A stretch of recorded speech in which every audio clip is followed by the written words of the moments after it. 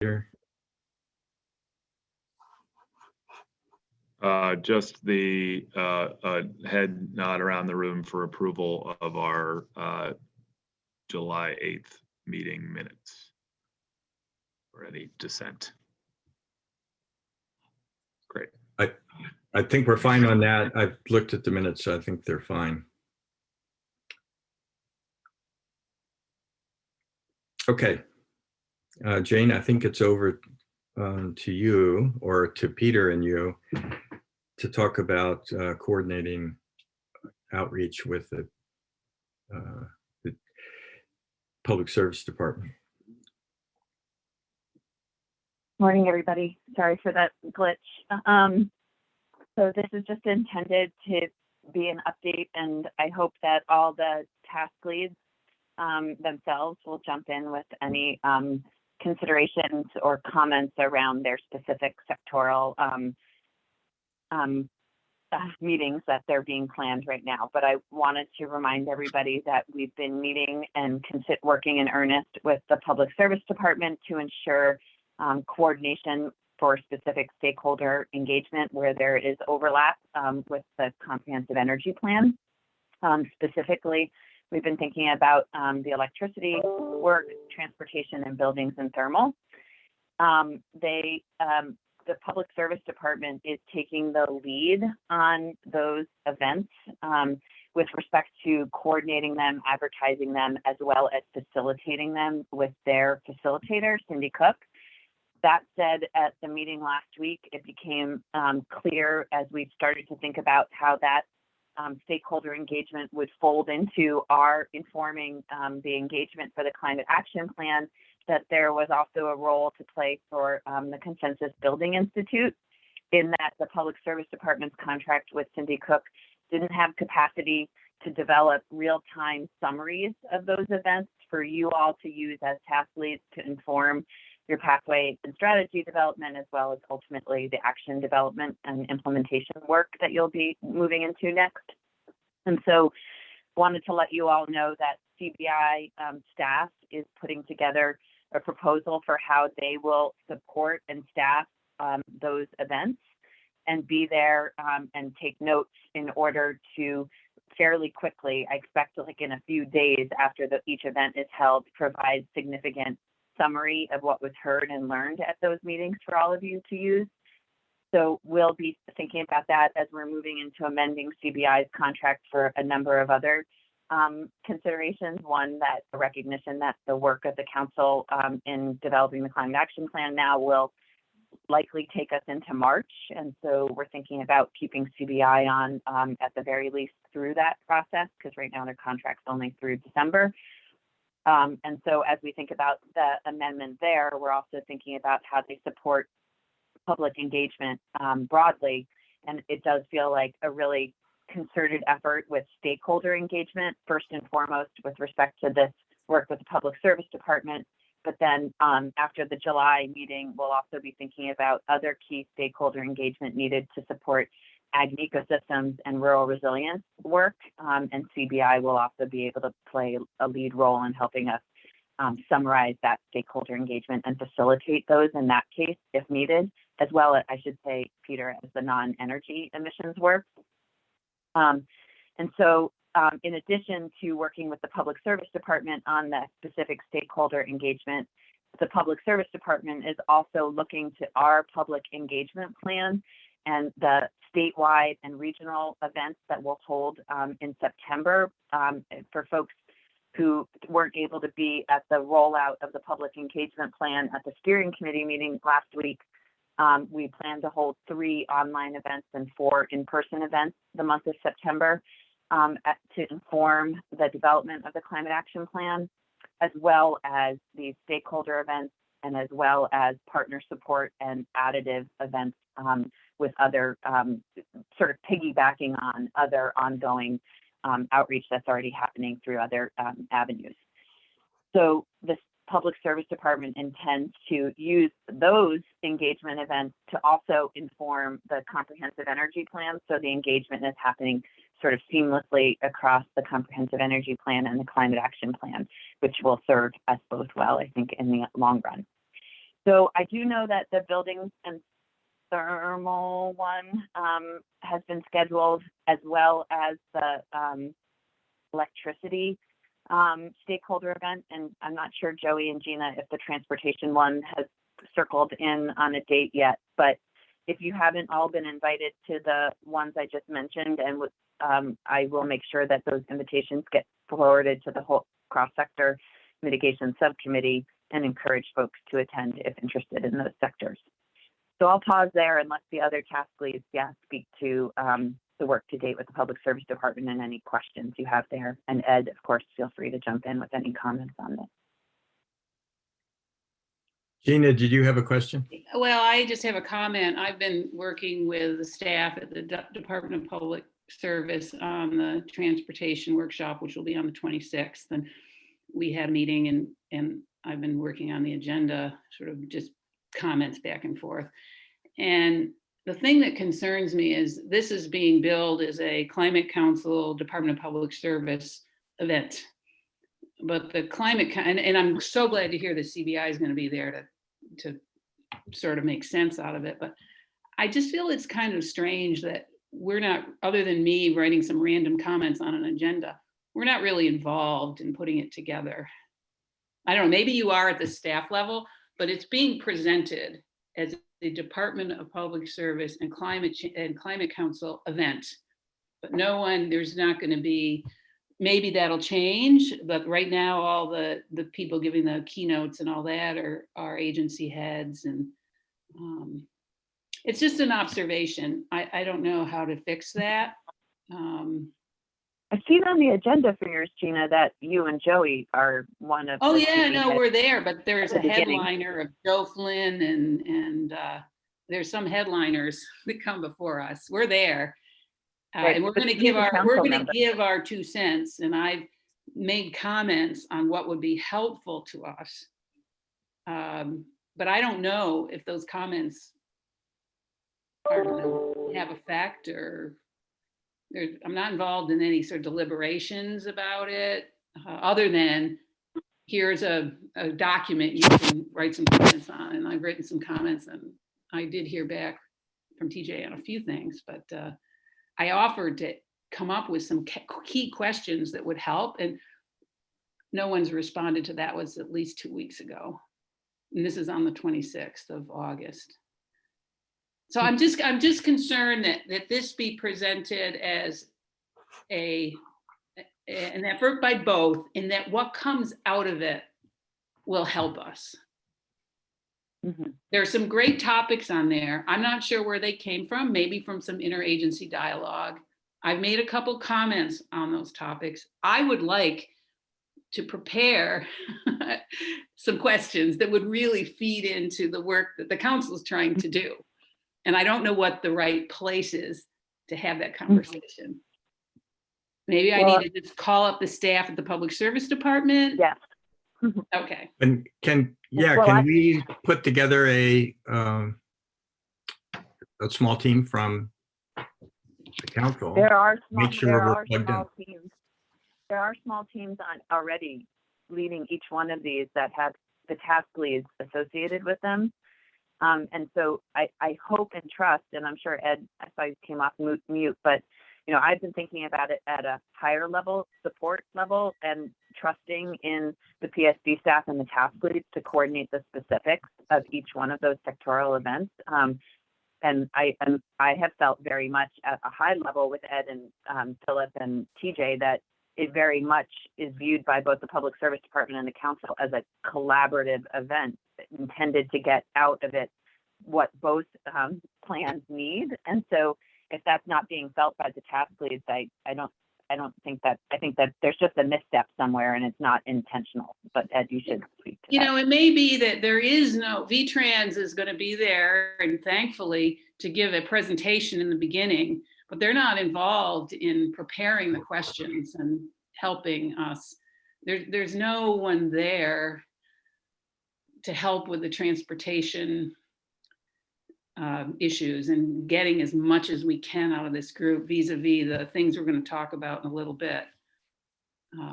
I could spend a lot of time on this, but I don't think that's my role. I mean, it is my role to be there and present, but to try to, can CBI or another public involvement expert who knows something about the topic help us frame up the issues so that we can then have information that will be helpful. Right now, Phil at EPS is doing an amazing job trying to ferret that stuff out himself, but he's not a transportation expert per se. He's really good, he's really communicative, but there's no transportation expert other than Joey and I, and I'm booked to be spending all my time on this. Yeah. So Yeah. Comment? Yeah. So Gina, I think the higher level thinking, what Jane sort of referenced is we're assuming that the task leads from this subcommittee would be providing that level of detail and understand what you're saying, that this is, you're volunteering for this. And it sounds like some things are disappearing into a black hole, which definitely can happen. And so I'll talk with TJ and Philip about that and better integration with VTrans, you, Joey, Philip and TJ to actually probably worth having a meeting to talk about that. Well, also having Cindy in the room, we weren't able to get her. We had a call and Joey and I brainstormed a little bit. And then I think some other meeting occurred because then things changed and I'd be willing to come and brainstorm and come up with some concrete questions. And I will probably spend some time drafting those questions, but I'd like some help from somebody.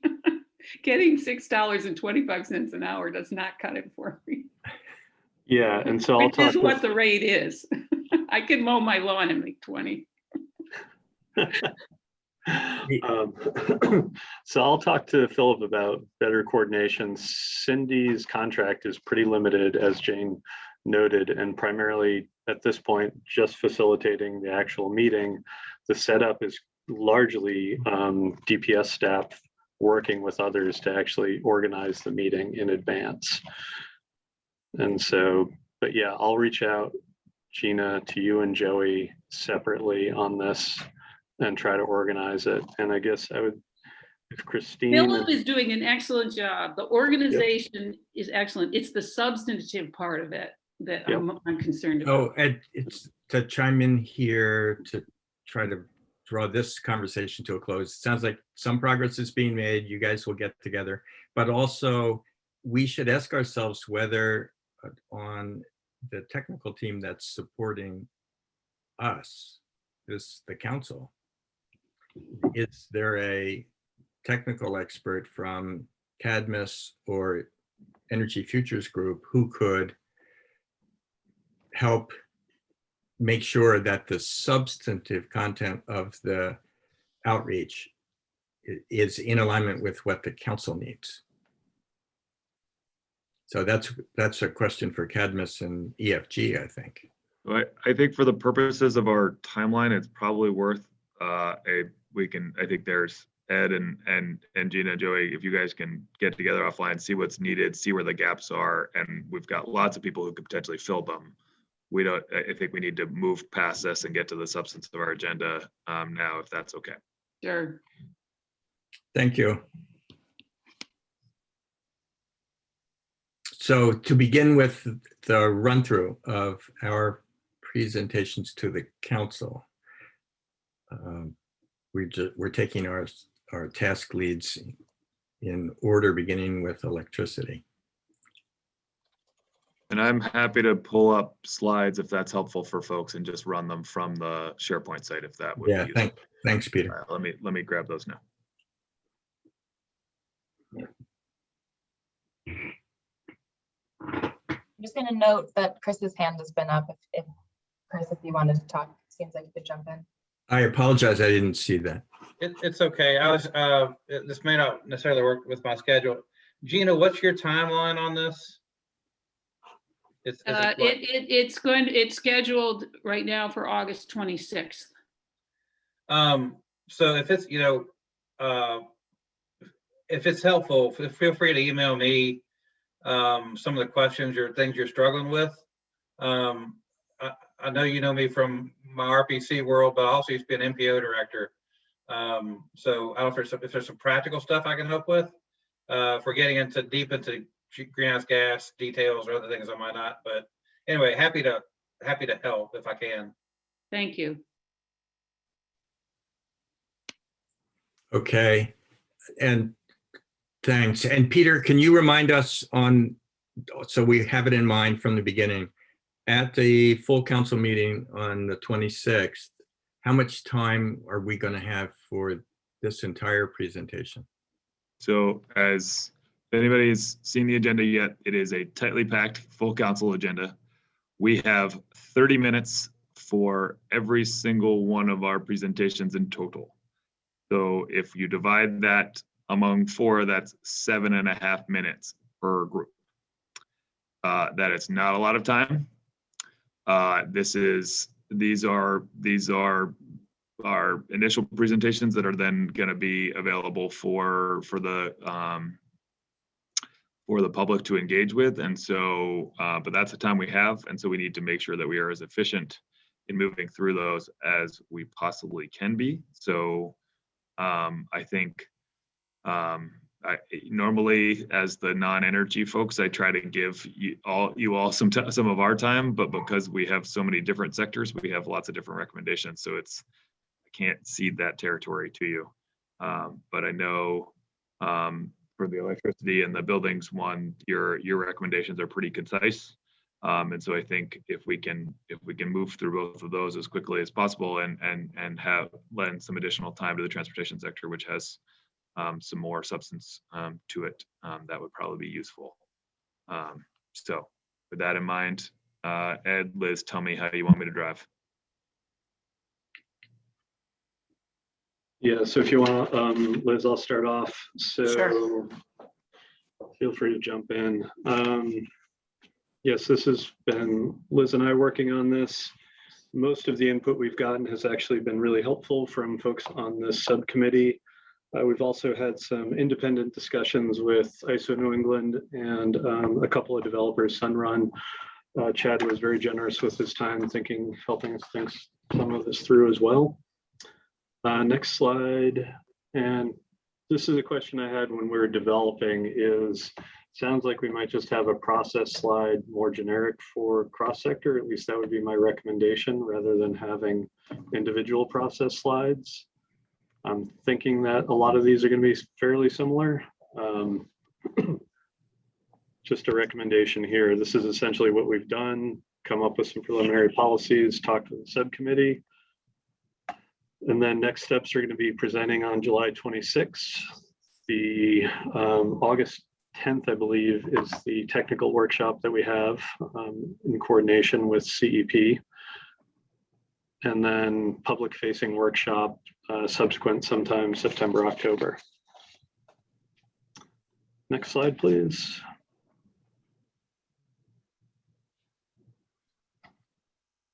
I'm just going to go right past this one. Next one, please. So just provide a little bit of context.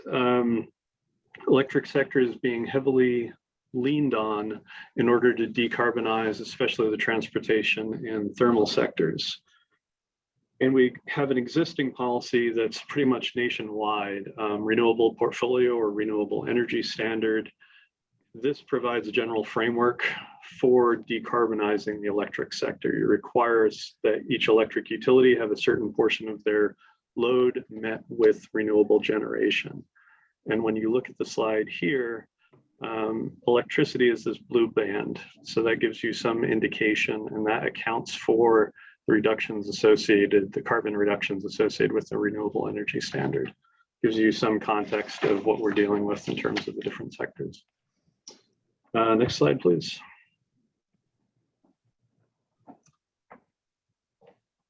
So these are the 3 policies. I'll touch on these really quickly. Next slide. So first pathway, implement 100% renewable energy standard. The existing power supply right now is 94% carbon free, with a good chunk of that being nuclear and the rest being renewable. And at the moment we're at, I believe, 67%, and I'll double check that for July 26. But the overall, the existing res gets us to 75% renewable by 2032. So there's a 25% gap there. As electrification, as load increases, the res keeps pace because it's based on a percentage of load rather than a set number of megawatt hours or set number of megawatts each year. And increasing to 100% renewable energy standard will require statute. The res is set by statute, and so revisions would need to be made by the legislature. We'll also note that other states have focused on carbon-free or clean energy, Massachusetts, Connecticut, many other states. What we're talking about, though, is a renewable requirement, just keeping in mind what is likely to pass at the legislature and trying to minimize some of the potential conflict at the legislature. And I will also note, too, that definition of renewable versus clean does vary depending on the state. Next slide, please. So what we're not proposing is very specific design. We're not proposing to simply take the existing res and ramp it up to 100% as is. Right now, it's essentially a large portion of the res is met with existing renewables, and up to 10% in 2032 is met by in-state distributed generation. So things that we would need to look at, and what we're recommending the Climate Council do, is instead say, here's some design policy options. Let's try to minimize conflict at the legislature and try to come up with some common understanding of the trade-offs associated with different design options. These include in-state requirements versus what's delivered into the New England grid more generally. Also taking in mind diversity of supply. Don't want everything just large scale hydro. You also don't want everything just small scale solar. There should be a good diversity in what's actually in the generation mix. Also, continue to support existing renewables and ensure that new are built. One of the big questions is RECs in theory. You could actually meet. RECs are based on an annual accounting, don't look at an hourly basis, but we all turn on, when we flick the switches, we all assume that the lights are going to go on. So how do you ensure that you have renewable power 8760 all hours of the year? We have a pre-existing program called SPEED. One of the things that we'll have to do is look at how that factors in. A lot of projects were built with Reserve Act funds that do not fit in well with the existing res. And then part of the overall sort of DNA of Public Service Department is least cost with respect to meeting environmental goals requirements. So least cost planning with respect to GWSA requirements.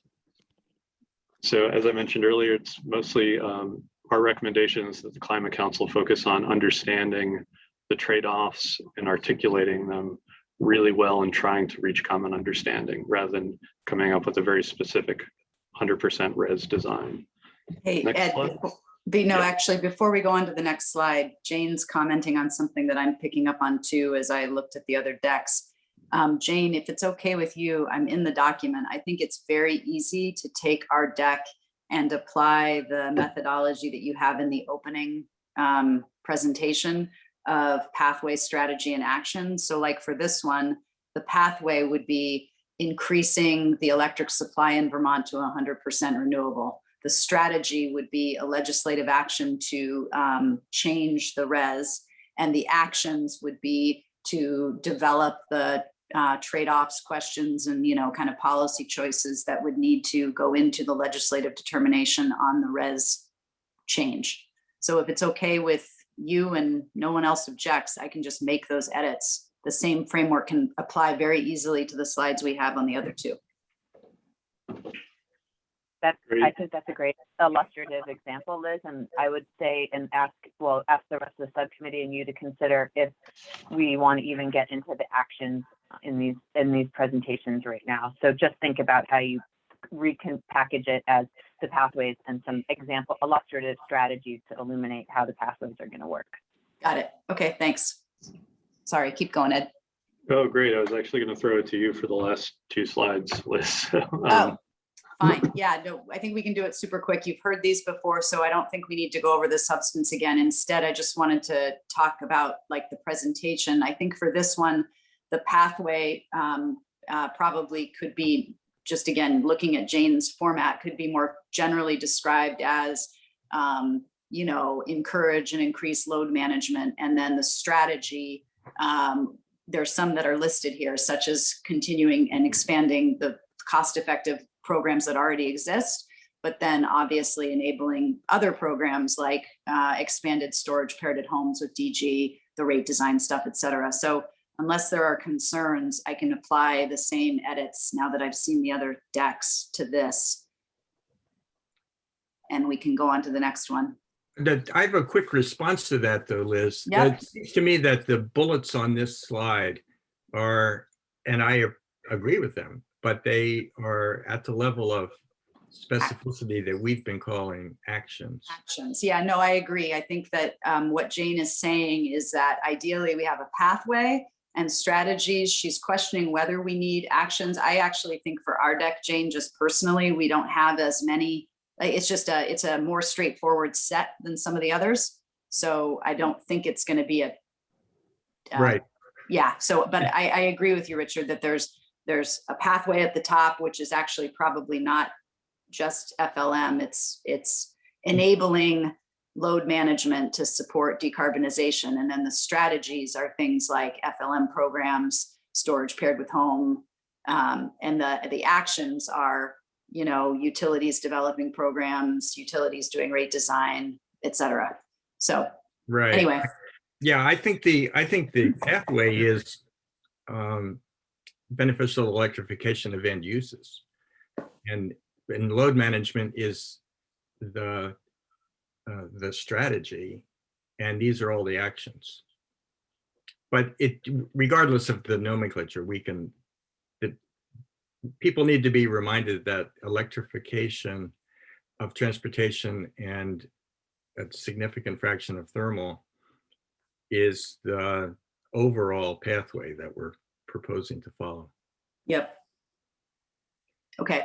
And then the third one is capable of the same basic editing, I think. If you just advance one more slide, I think we're done. And that's the cross-cutting policies.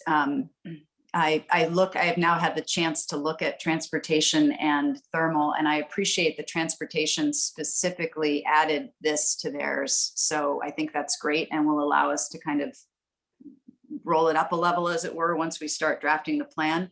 And I'd urge building to consider doing the same so that it's not just weatherization for all, but exactly what Richard just said. Because weatherization not paired with electrification measures in a home doesn't actually help us as much as it should. Here, I think the overall pathway is exactly as you said, Richard, and it can be reordered a bit since it's also picked up in the other sectors.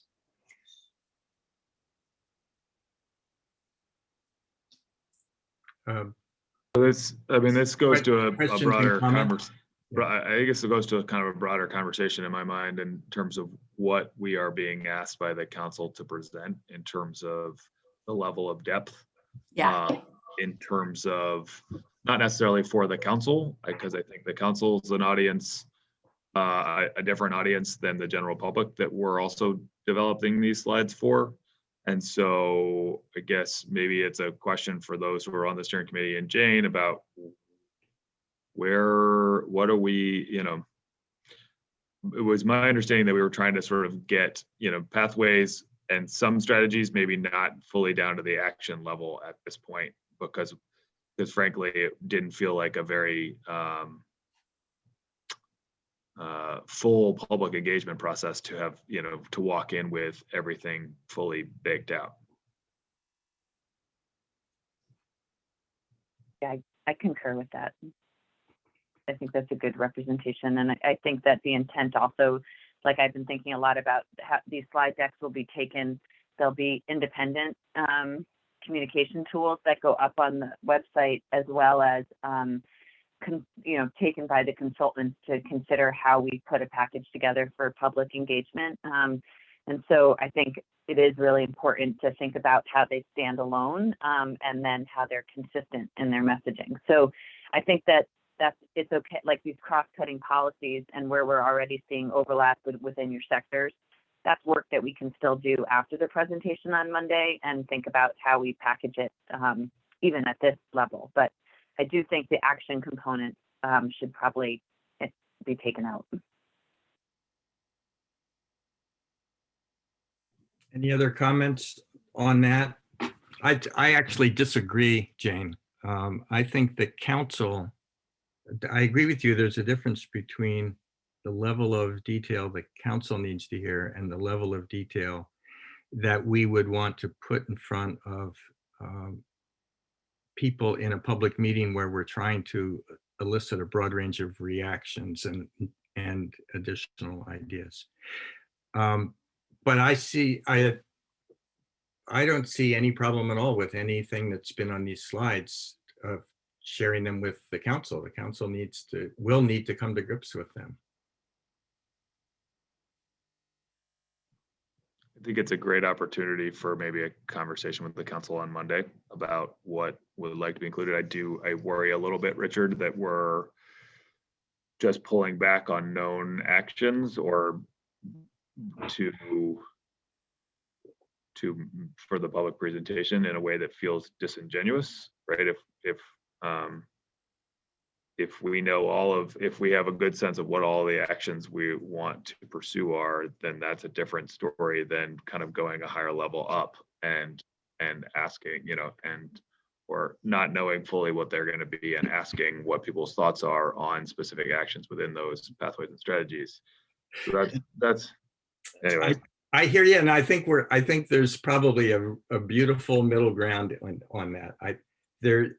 We are not proposing to go to the public and say, we have this all baked and we just want your reactions to it. That is absolutely not what we're doing. But the fact that these are, realistic policy options that have been discussed many times and are being discussed in other states, and therefore they're the starting place for a conversation makes total sense to me. It's not the end point of the conversation. It's here's some examples. Yeah, so I just want to pick up on what Rich just said, and I think it's important. I think having the examples, and I think that's a way to reach that middle ground of saying, these are the policies in order for folks to truly understand what the strategies are.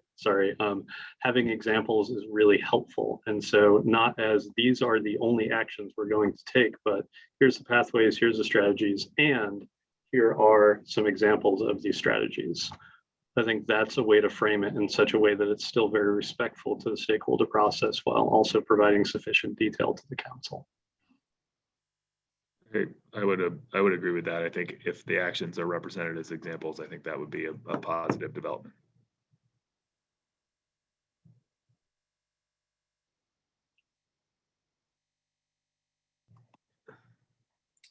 Any other comments before we move on? I had a comment, and mostly it just mirrors what Rich and Ed were saying, which I feel like I do think we need to offer people some, like, a little bit more about what we're talking about, and then still invite other ideas. I don't think it's mutually exclusive. So I just want to echo and support what Ed just said. I mean, we need to move, informed by good public process from general ideas and concepts that many of which we've been talking about for a while, to action and, in more detail in December. So I think that would be helpful. I'm just echoing and supporting Ed. Okay, thanks, Joey. Chris, you have your hand up? I put a comment in the chat that I would, maybe this could also happen in the buildings group, but I would just suggest the electricity task leaders have a bullet in there about expanding the application of the electrical code to all resident dwelling units. Right now, there's an exclusion for mobile homes and single-family owner-occupied dwellings, and you don't have to be a licensed electrician if you're working in a building containing 2 or fewer dwelling units. This actually gets to an equity issue, but if we're also going to be, making electricity the primary fuel, we need to ensure the integrity of those systems that are getting installed in homes. Things are going to get a lot more complex, and this is going to be a fundamental life safety issue. So anyway, just would like to make that suggestion. Maybe it's not timely, but I'm gonna keep beating this drum. Thanks, Chris. It feels like a pretty detailed level action. Maybe if we can draw that up in terms of a pathway or strategy that talks about, sort of universal application of standards across, all residential units, and then the example action kind of thing, I think might be helpful. I'm seeing Ed and Liz kind of nod. Is that something you guys would be willing to take on? And maybe Chris, you could help them with some language. Looking at our time, I think this was an important conversation. We did a lot with all of the sectors through the first example. So that was helpful. We ready to move to the transportation sector? Hearing nothing. Yes, please go ahead. Yeah. Share my screen again.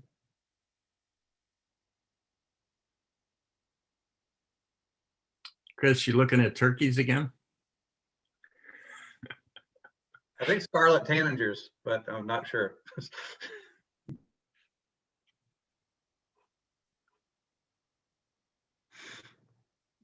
I was wondering if your eyesight was just that bad that you needed that to see the screen. All right, Gina, Joey, who wants to tell me when to drive? Go ahead. Yep. I mean, Yeah. go ahead. Well, when we did the process slide, I guess this isn't the process slide, but this is where we come from in terms of process. We did not include where we're going, and we welcome what was developed. However, Jane, wants to make this standardized look at the future input on these slides. So this only reflects how we got to this point, not future process. So Yep. there I would it like is to, at the bottom. before you guys jump into it, I'd like to make a suggestion that Jane, you and I maybe take offline, take all of the slides that roughly say kind of the same thing about process to date and then process to the future, and integrate them into your overall slides rather than individual one by one. And if we need them for different uses, we can just pull those slides from the overarching one into individual presentations. Yeah, we have an overarching process slide, and Marion and David and I met this morning for them to vet my revision, how I propose to frame the overall process for pathway and strategy development to date. And then we also have a next steps. And so it really is broader around trying to communicate the process across all the subcommittees. So if you feel like you need an individual process slide related to your sectoral work, then you're welcome to it. But I actually think for this communication at this level, we can probably delete each one unless you want to. And I know other subcommittees might have different opinions about wanting to speak to their specific processes, but I actually think the process could be communicated at a high enough level in a similar way across all the subcommittees. So, and I think, and folks should correct me if I'm wrong, I can't see everybody, but the conversations we've had in the past is that these slides tend to lend sort of more robustness to the this is a fairly interim or early step in the process that we envision, and so having a ton of detail in a process slide feels like it gives more weight to it than it ought to, and so people were comfortable getting rid of them. So unless I hear differently, I think that's a good plan. And I agree with that. I think an overall process statement is what we need for all of these.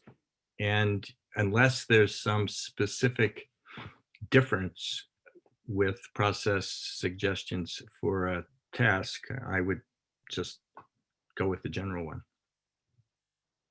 I mean, I'm happy to support that. I just want to share with you all, which I think we've tried a little bit in the past, is like, you know, the recommendations that we have laid out are really informed by, you know, plans in the past, an assessment of what other states and communities, places are doing, you know, like building off of our existing programs. And then in many small group conversations, task group, you know, conversations and others, this is how we landed where we are. But I am fully supportive, especially considering we have such limited time to distill this into one uber process slide. And if people want more detail about what we've done to date and who we've connected with, I'm happy to provide that.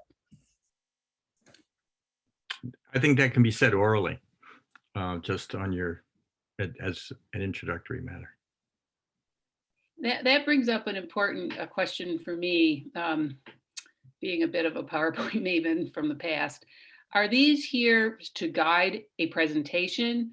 Or are these here to have a record of what's going on? Those are two different things. For instance, the data slides to me are a huge distraction if you're giving a presentation, because technically you're not supposed to put anything up that you're not going to explain to your audience, and to explain all that data takes time, and we only have, what do we have, 7 minutes or whatever. But the public needs to know that stuff. And so are we sticking that in there for that purpose? It's just a little confusing to me. And the same goes with the little orange boxes that we struggled to populate. We followed our instructions and populated with little zingers, little data sets. And we can talk about those as we get into the presentation. We just followed I saw the electric guys didn't do that. We followed the instructions. So I don't know. Something to think about as we get into the slides. So the next slide, I guess, is one of those data slides, correct? So the data slide, I mean, this should not be something you spend much time on at all, because this should be a graphical representation of the known work, right? So it's just trying to anchor people in the sort of order of magnitude. This and the next slide, trying to anchor people in the order of magnitude. See, when I look at that, half the people are going to look at the data, and then nobody's going to look at the other side. But if we're going to leave this as a record, then people can look at it later and reflect. You know, maybe I want to go explain what that data is and where it comes from and what it means. But no, okay. Gina, I would just say the purpose of this slide is to show that the green portion of that chart is a really big portion. Okay. And, you know, it's just orders of magnitude. So if climate counselors aren't aware that heavy lifting is in the green sections here, you know, in terms of total tons, then they need to see how much bigger it is than electricity, for example. Yeah, we can leave it in there. That's fine if we feel like we really need some data in these slides, and not bog it down in the 7 minutes or 10 minutes or whatever it is we have. Right. So then these bullets, and they should be equal bullets. I don't know why the bottom one is indented. That's not a lesser bullet. They're all, maybe it's just the formatting in PowerPoint, but those should all be equal. And can you go forward a slide, Peter? Yeah. Okay, so I don't know how, and go back a slide really quick. Go back. One back, one more. What? Why do we have two of the same? I thought we had one.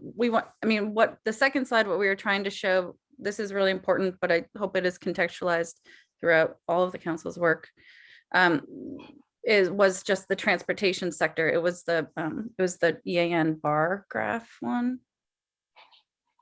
So these were the slides that we standardized across all of the presentations to provide clarity for what we're talking about. Yeah, I get that. I don't think we need to see this data twice. Not this particular I mean, I think we can have it in there once, but if you go to the next slide, it's on there again. Okay, I think we need to get to the substance of your pathways. Okay, let's do it. Let's think go to it. Okay, keep going. I don't know where that came from, but okay. Okay, keep going. So here is some of our modeling needs. We just had our first meeting with Cadmus yesterday, and it was incredibly helpful. So this is just an overview of what some of those needs might be. And this isn't going to change by next Monday, but ultimately it's a work in progress. Next. And people need time to read it. So here are pathways. This is all stuff we've talked about ad nauseum with you guys. Increase transportation electrification, incentivize vehicle efficiency, explore opportunities for low carbon fuels, increase transportation choices and vehicle and system efficiencies, foster compact communities, and smart growth. And then we have these necessary complementary actions. So then the next slide. So in pathway 1 has a lot, so we have to do that on a couple of slides. Light duty, this is growing the market for new and used full and partial EVs, and increasing incentives for low and moderate income car purchases. So we're going to always trying to bring out that that sector. We want fast charging. Focused on roadway locations, workplaces, and large institutions, make residential charging available to all through incentive programs prioritizing underserved communities and multifamily housing, as Liz was just talking about on her slide. Next.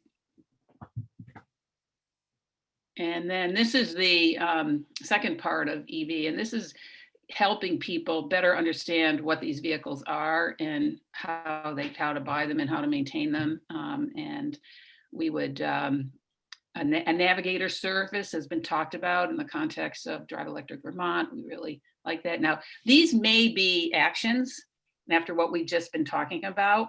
I don't know. I really like the pathway strategy action format. Perhaps these are too specific. I leave that to a point of discussion. There's a challenge working with car dealers and getting them more involved and dealing with this stuff. All comes from Drive Electric Vermont and Dave Roberts, who we've been consulting with supply chain challenges, workforce development, and technician job training and market development strategies. And then also we need to expand state, municipal, and private fleet lead by example programs. Next slide. This is light duty and heavy duty. We're still in number 1, but we're dealing with heavy duty. Right now, the state is participating in the California program and the ZEV program, and we want to keep doing that. Next slide. It's really important.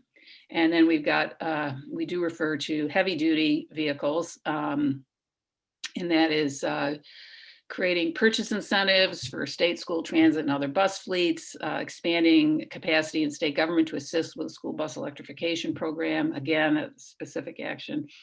Expanding R&D programs and outreach and education programs for public and private fleet operators, possibly set a government heavy duty fleet conversion date requirement with a goal of all new public trucks and buses sold after 2025 are electric when cost-effective equivalent technology is available. So heavy duty is a much different place than light duty. Light duty, you can go into a car dealership today, you can buy a car. Heavy duty, the technology is rapidly changing and emerging. The fleet doesn't turn over that fast. So we're not talking about incentives or charging infrastructure. We're talking about R&D and planning to get people informed and aware of what's going on with the heavy duty sector. Next slide. And then we can't forget about all those other things that are out there that move around that some people use as transportation that could be electrified: bikes, motorcycles, scooters, ATVs.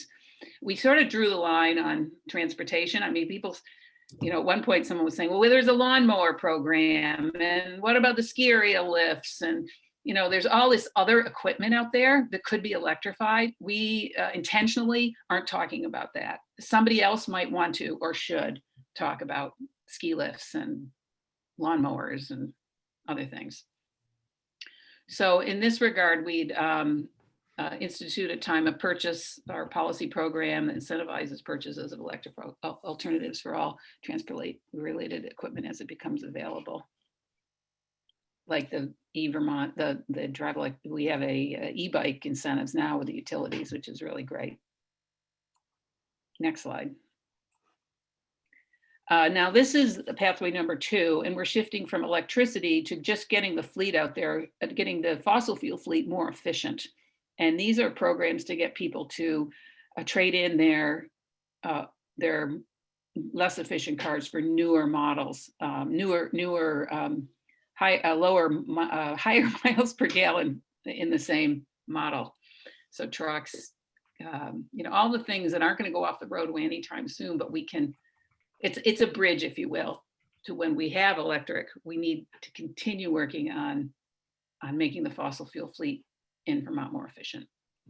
And we've identified a point of purchase program that incentivizes electric vehicles, disincentivize low mile per gallon, expand and create programs that help provide a more efficient vehicles for Vermonters with lower incomes, such as Mileage Smart, investigate the emissions benefits of reducing interstate highway truck speeds.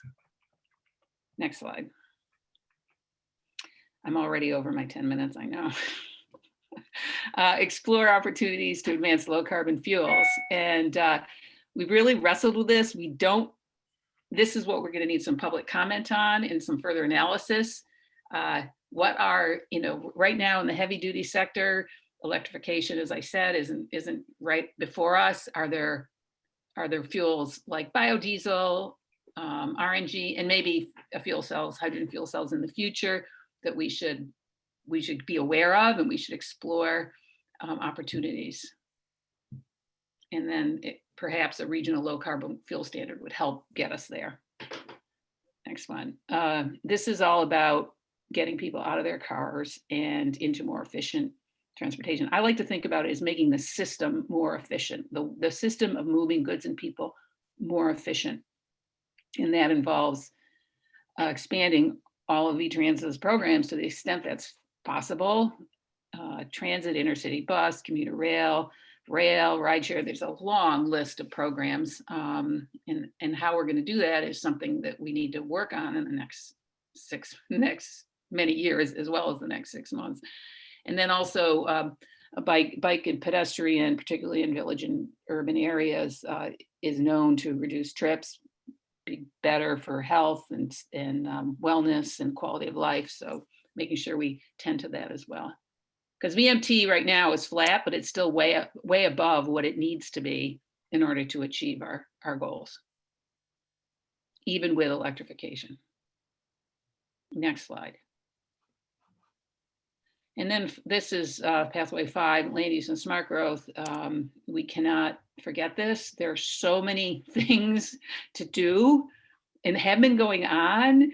And so we just here put some highlights. These are not actions, these are strategies. We've heard loud and clear, we need to take this federal largesse right now and invest in urban and village centers vis-a-vis wastewater and water supply, drinking water. We need to reinvigorate the state's land use and smart growth goals and priorities. And we need Chris and all his colleagues and ACCD to come around the table and figure out how that can best happen, because concentrated mixed use development is the key to sustainable transportation. Perhaps, state planning offices have been talked about for almost before I was born. Is that the time now for that? And I would look forward to hearing more conversations about interagency dialogue on that.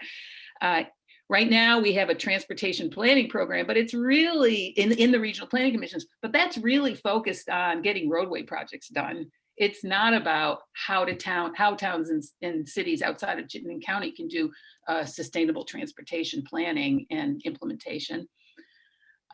We want to give guidance to communities regarding policies and regulations that promote alternatives to single occupancy vehicle use, like parking requirements. And then also there's the flip side of conserving large forest blocks, farmland, and open spaces outside of downtowns and village areas. Next slide. And then finally, this slide, these really aren't pathways. They are issues that we could not just put aside. They're cross-cutting. And maybe we should have a conversation about when and where they belong in the council's dialogue. They're critical. And in my opinion, if we don't get on this now, it's going to come back to bite us being the council. We need to start considering funding. We need to start considering how environmental justice, not how we're just going to assess the recommendations we're making, but how long-term the state will deal with environmental justice. We need to think about the state of Vermont and how it will be organized to better implement and assess both in terms of leadership and capacity, whatever the Climate Council comes out with. Transportation is uniquely a federal and multi-state issue. The cars aren't made here. The fuels aren't grown here for the most, 99.9% aren't. We have to be working, the state, we being the state of Vermont, needs to be working at a multi-state and federal level in order to crack the nut on transportation. And then of course, coordination with the electric sector and all that involves. And then also there's a telecommunications piece for transportation. I'm really interested in seeing what the effect was of the COVID crisis on emissions and VMT, and learning from that, and then figuring out how much we should be promoting telecommuting, telehealth, and all those things as a strategy to reduce emissions. And the key to all that is expanding broadband, which is key to a lot of things. So that's that. So thanks, Gina. We had a conversation over the last day or so about this like particular set of complementary actions, because they are, sort of crossover. You should say strategies. Whoops. Well, I think some of them they have verged into actions. I know. Maybe are more strategies now. I think the conversation that I think we ought to have as a subcommittee is, and then maybe we can set this aside after we've heard the other two and talk a little bit more about it, but is the sort of, there are a number of things related to each of our sector areas that are not direct pathways and strategies. They're sort of the enabling features or the critical elements or the, sort of prerequisites that need to happen. Funding is a critical component. Environmental justice plays throughout. Having that government leadership component to it is huge. And how do we want to highlight that? And is this the right? And I think maybe that's another question we put forward to the council as a whole in that conversation, Jane. It's one I struggled with because it feels like there's not a home for this presently, but I'm not sure this is the right home either. So I feel like there's a pathway here, and you guys should discuss it, but I feel like there's a pathway that somehow recognizes that emissions reduction in all sectors need to be coordinated, right? So the pathway gets at like a recognition that none of these sectoral like emissions reduction strategies and pathways should be considered in isolation, right? So the pathway is something that's speaking to that. And then wanting to highlight some of these really important issues, Gina and Joey, or subcommittee as a whole, like I feel like there's like they should be put out as strategies under pathways, and that's where we're going to recognize the cross-cutting nature. And that's one of the points of this presentation on Monday, is to identify that strategically leveraging ARPA dollars is clearly going to be a strategy that we're going to want to think about across all subcommittee pathways and recommendations, right? Like it's not just here. So if you can be thinking about them in the framework of where they fit with most appropriately as strategies underneath existing pathways, and then as a subcommittee consider the need for a cross-cutting pathway that speaks to emissions reductions in all sectors, I think that will create the conversation that we hope to have on Monday, which is to elevate cross-cutting strategies across subcommittees for further work, so that those are themes that we can pick up on and really speak to in the climate action plan in an effective way to reach both emissions goals, but resiliency efforts and sequestration. So yeah, I feel like that these are all really important, but I'm just not convinced that they're being communicated the right way in this slide for your presentation. Well, ideally, Jane, if we can come back to this as a broader conversation at some point, because I'd be curious about the process and thoughts on when we can have that kind of conversation, and as either a subcommittee or a full council, because I agree that they're not unique to transportation, but that's where we're focused. And I would love to have that, again, broader conversation with you all in terms of cross-sector strategies. And so ideally we can come back to it. I guess I wonder if the nuance of what I was trying to explain came through though there, because I'm not necessarily saying perhaps that they all have to be tabled now. I think there's a pathway here that's still emerging that could be discussed by the subcommittee that gets at, that could get to some of these issues here. And then you could also pull them into elevated strategies if you wanted in the previous pathways you discussed. So to illuminate the fact that they're going to hit on multiple times. Yeah, I heard you say that. I just think it seems like maybe we should go through the others and then talk about it like more holistically. That sounds great.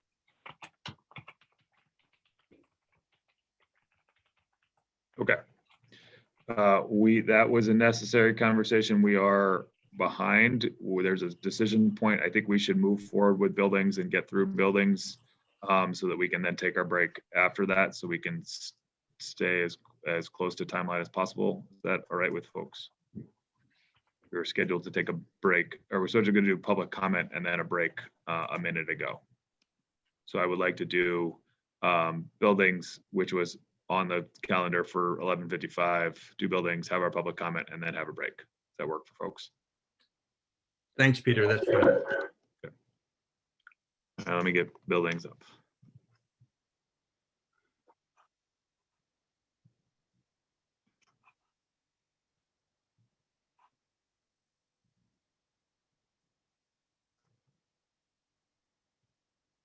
So I'm not seeing them. And also, let me ask, are either David Farnsworth or Christine Donovan on the call yet? No, Christine is unable to join today, so hopefully we will see David soon. Well, David's got a wedding in his family this week, so I wouldn't be surprised if he's not there. I can talk to these slides if need be. So Peter, if you bring them up. I'm trying to get there. Didn't want to cooperate. Okay, here we go. Okay, we're dealing here with buildings and the thermal sector, and I'll try and pitch it here. There's a process slide here which is similar to the other ones, in order to reveal and discuss a wide range of outreach that the task leads have engaged in already. So a lot of sources of input, but whether this slide stays in, is comprehended by the conversation we just had. Go to the next slide. Same thing. Okay, the important point here is that to remind people that we're talking about the orange portion of this slide, reminding us all that it's 34% of total emissions and a significant fraction of the place where reductions have to come from. And there are two important points here. Fundamentally, to reduce emissions in the thermal sector, we need to engage in two gigantic pathways to improve the efficiency of the building stock and the heating and cooling appliances that are used in the building stock. So increasing the thermal efficiency of buildings, weatherization, and also appliances. And then secondly, lowering the carbon content of the fuels that they use. Frequently, when we think about the thermal sector, and historically we've thought about weatherization as the pathway, that will not get us to the degree of reductions that we need to meet the Global Warming Solutions Act mandate, because we need also to address the fuels that we use to deliver those services. Next slide.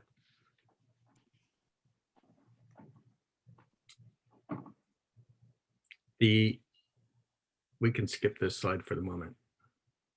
So although there are a lot of numbers on this slide, the purpose of this slide is to remind us of how many individual actions are going to be needed in order to actually stay on the pathway that we just looked at with the diminishing orange portion of that graph. There's nothing fixed in stone here. There are a lot of ways to achieve those reductions, and some combination of weatherizing individual building units, adding heat pumps for heating and cooling, adding heat pumps for water heating, advanced wood heat or renewable natural gas, and also biofuels. There are a lot of options. It's just that the numbers of individual actions on all of these boxes on this slide, the numbers are large. We need hundreds of thousands of homeowners to make decisions to decarbonize their heating sources. Importantly, we have to, from the very beginning, build in the just transition principles and our pursuit of equity from the very beginning of our program design. And secondarily, we need workforce education, hiring, and training. Hundreds of thousands of individual heating change outs and building weatherization jobs are not going to get done unless we significantly expand the workforce and we find the funding to pay for those actions. Next slide. So we have boiled down the vast, large number of actions that could be taken in the thermal sector to two major strategies: weatherization at scale and a clean heat standard. We need to improve buildings and we need to improve the way we heat buildings. There are quite a number of tactics or strategies or programs that could be used to make this possible. Some of them are listed here. For example, rental property efficiency standards, better use of building codes, paying for building improvements by including them on electric power bills to be paid off over a long period of time. There are a lot of action steps that have been developed in the building sector and that we can draw upon. Lots of options programmatically. Next. Weatherization at scale is, as I mentioned earlier, the starting point for improving the heating sector generally. There is significant experience in Vermont with weatherization at scale. Some of the existing programs and program administrators are listed here. That's the good news. The bad news is that in order to actually accomplish hundreds of thousands of weatherization jobs, we are going to need significant financial tools, and that will enable us to pay for the weatherization job up front, recognizing that in the long run, they're cost effective, they pay for themselves, they save people money, and they improve building comfort and health, but they've got to get paid for in the first instance. Being creative about financing is an important pathway. It's doable, it's cost effective, but we have to figure out how to advance the funding for it. Here again, there are a number of complementary policies that will enable those actions to happen. And there's a lot of design work going on in Vermont right now to figure out how to do weatherization at scale. Next slide.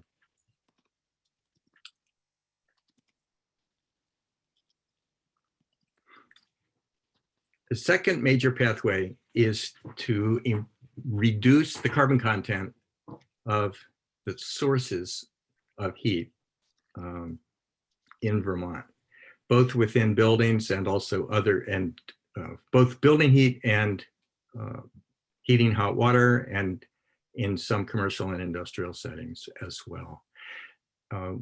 We are suggesting that we examine closely a clean heat standard, which is a performance standard applied to fossil heating fuel providers at the wholesale level. Very similar to the way we have developed and implemented a renewable performance standard for electric generation. We need to clean up heating fuels the same way we've cleaned up our electric generation sources. And the purpose of this is to create a program that would help Vermonters convert to low carbon heat, low carbon hot water, and to reduce the upfront costs of getting those actions implemented. Legislation would be needed to do this, by the way.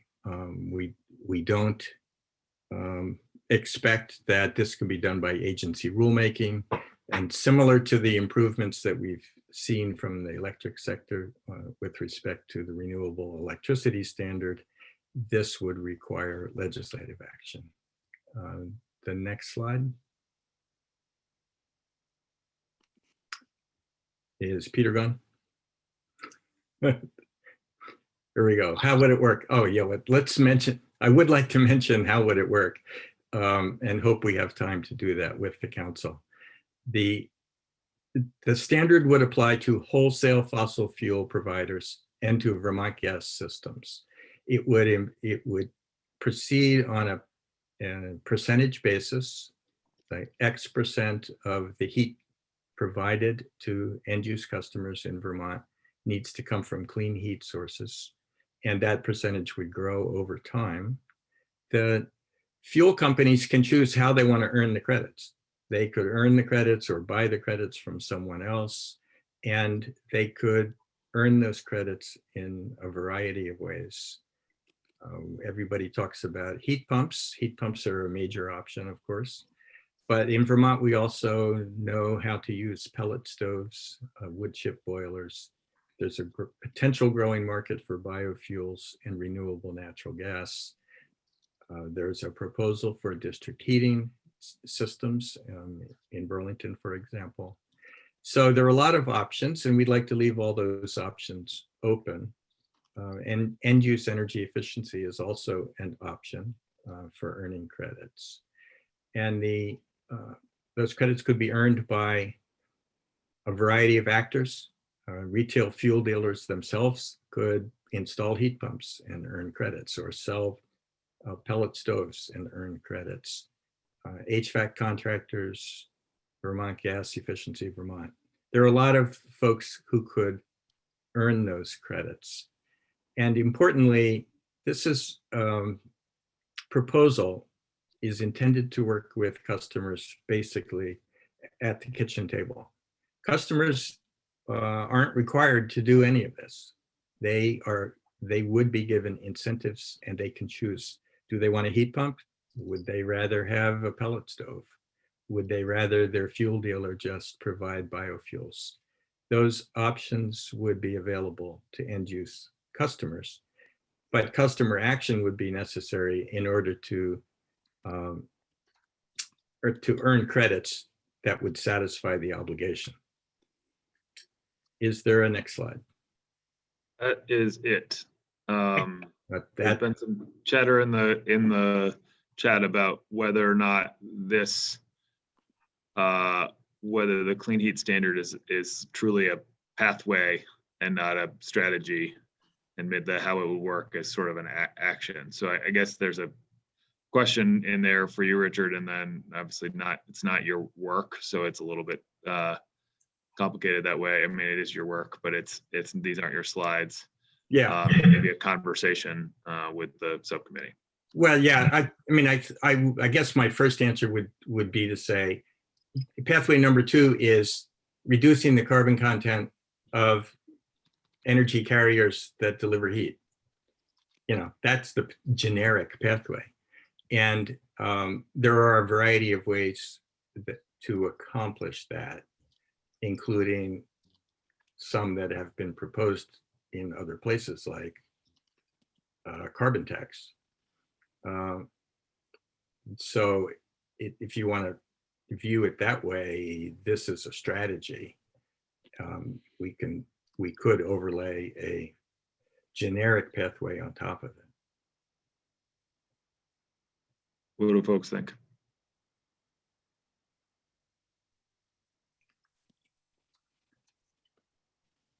I mean, for those who don't know, there is a clean heat working group that has been working on this for some months, and we have considered the other options.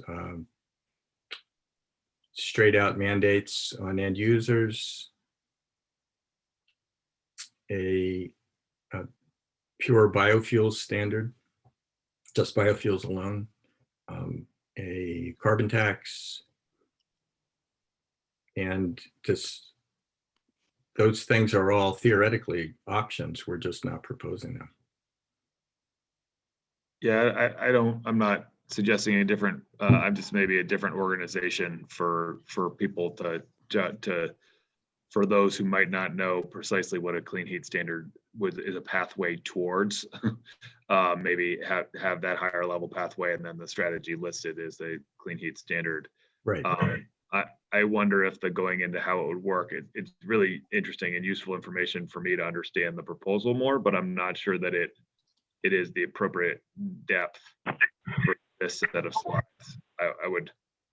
That's a question I think for the group should consider. I thought if it might be helpful, if you stop sharing, Peter, maybe I could just quickly share. I'm not sure if Marion has shared this earlier with you, or if I think Marion and I were just texting, and she had drafted it, and then her and I worked on this. So I think this might just be helpful real quick. This is how we're communicating in the intro presentation, the work at the subcommittee level, and the definitions associated with it. So the pathway is intended to be a high-level means of achieving, in your case, a greenhouse gas emission reductions. And while written broadly, pathways should also be stated specifically enough so that it's possible to assess whether progress has been made in achieving them. And then there's also definitions for strategy, which is what these presentations are supposed to be about, a consensus suite that your subcommittee has reached around pathways, and then a subset of strategies, because mind you, like you probably could have as many, in some of the subcommittees, they have 20, 30 strategies under each pathway. But you're supposed to pick just a handful of strategies to illuminate what the pathway is getting at. So, and that strategy is supposed to be a statement of measurable activity, a benchmark to be reached in pursuit of the pathway. Strategies should be measurable and are a more specific subset of pathways. And then we haven't gotten at actions yet. I shouldn't say we haven't gotten at them. Many subcommittees have already started to draft what actions look like, and or based on these definitions, reworked what their work was into these buckets. But for the sake of these presentations, it's supposed to focus on a consensus suite of pathways, and then a subset of strategies to communicate with the council, and then ultimately the public what the pathways mean. I will stop sharing. Just thought that would be helpful as you're thinking about the verbiage for the presentation. Yep, I do think that is very helpful, and maybe I think there's probably some tweaking to slides that could be done to just align with that a little bit better for common language, without changing much of the substance of the slides. That I see general light nodding. It's a little hard. Yeah, I was going to say. Squares are very small. I think you're getting light nodding on that. And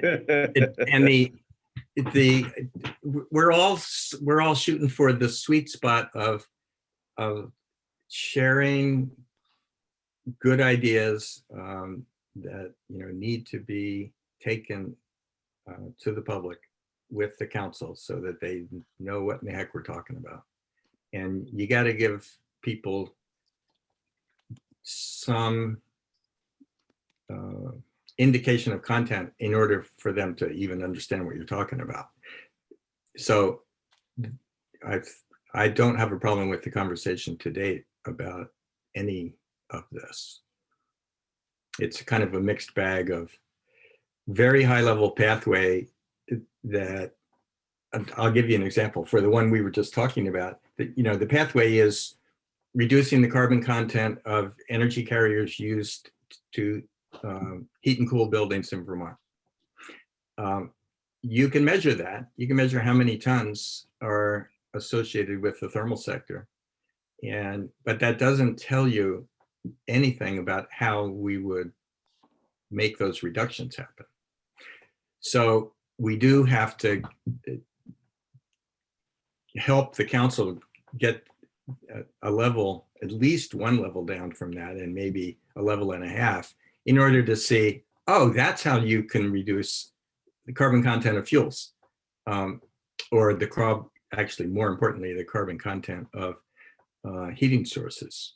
So I don't disagree. I just think it's time for that information to be put forward to the council. I think you've talked yourself into it exactly that, right? Is we need to set that bar of what the large scale pathway is, and then how we achieve that, and how we begin to achieve that is through the strategies, of which the clean heat strategy, and frankly, bordering on action, right? Like, so, right. It's a level and a half down, right? Agreed. Peter, I know that you want to take a break, so we need to get to public comment. And I want to do public comment. So I think we should get into that. I see Jeff Ford has his hand up. Once again, thank you for your work and your effort on this. It's quite a challenging task that you're undertaking, and I appreciate the work that you're doing on it. I was involved with the total energy study, about 5 or 6 years ago. And one thing that I would caution you on is relying too heavily on biofuels, liquid biofuels. My observation of the total energy study is that we relied on it pretty heavily to meet our goals. And while I think there is a role for liquid biofuels, I would encourage you to think about it in terms of transportation more than a building heat. One of the challenges with building heat is that the equipment, boilers and furnaces, they last a long time. And most of your charts and most of the direction that the building thermal sector is going toward is on wood heat and electrification. And by keeping boilers and furnaces in place, or worse, replacing them, they have a fairly long replacement schedule.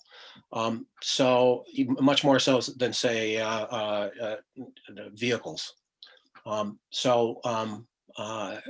would caution you on not relying too heavily on liquid biofuels, particularly in the building sector. And one other point that I'd like to make, if I can, is my town police chief just proposed doing a police cruiser, a Tesla police cruiser. I'm really excited about that. However, I found out that our municipality is not eligible for state EV incentives. I can't imagine why not. So when Because the EV incentives are based on income, their income eligibility pieces for the state income EV incentives. So a Right. town will not qualify for an income-based incentive. Correct. But I think that is the rule, but it misses the point of the incentive in the first place, is to encourage the purchase of EV electric vehicles. And I would argue that incentives for municipalities actually benefit a much broader sector of people than individuals. If my town was to electrify its vehicle fleet, it would arguably reduce the town's operating costs, which benefits all of our taxpayers. We're not eligible for tax credits or tax deductions for federal. I understand that, but it's not. It misses the point of the incentive in the first place. So Jeff, I'm not trying to. I was just trying to explain it. That you're raising an idea of a new incentive for municipalities. The purpose of the previous incentive was to incentivize low-income uptake of electric vehicles. Uh-huh. So it had a different purpose in mind. So that's all I was trying to say. Okay. Again, thank you for your efforts. I look forward to your public meetings. Thank you, Jeff. All right, George.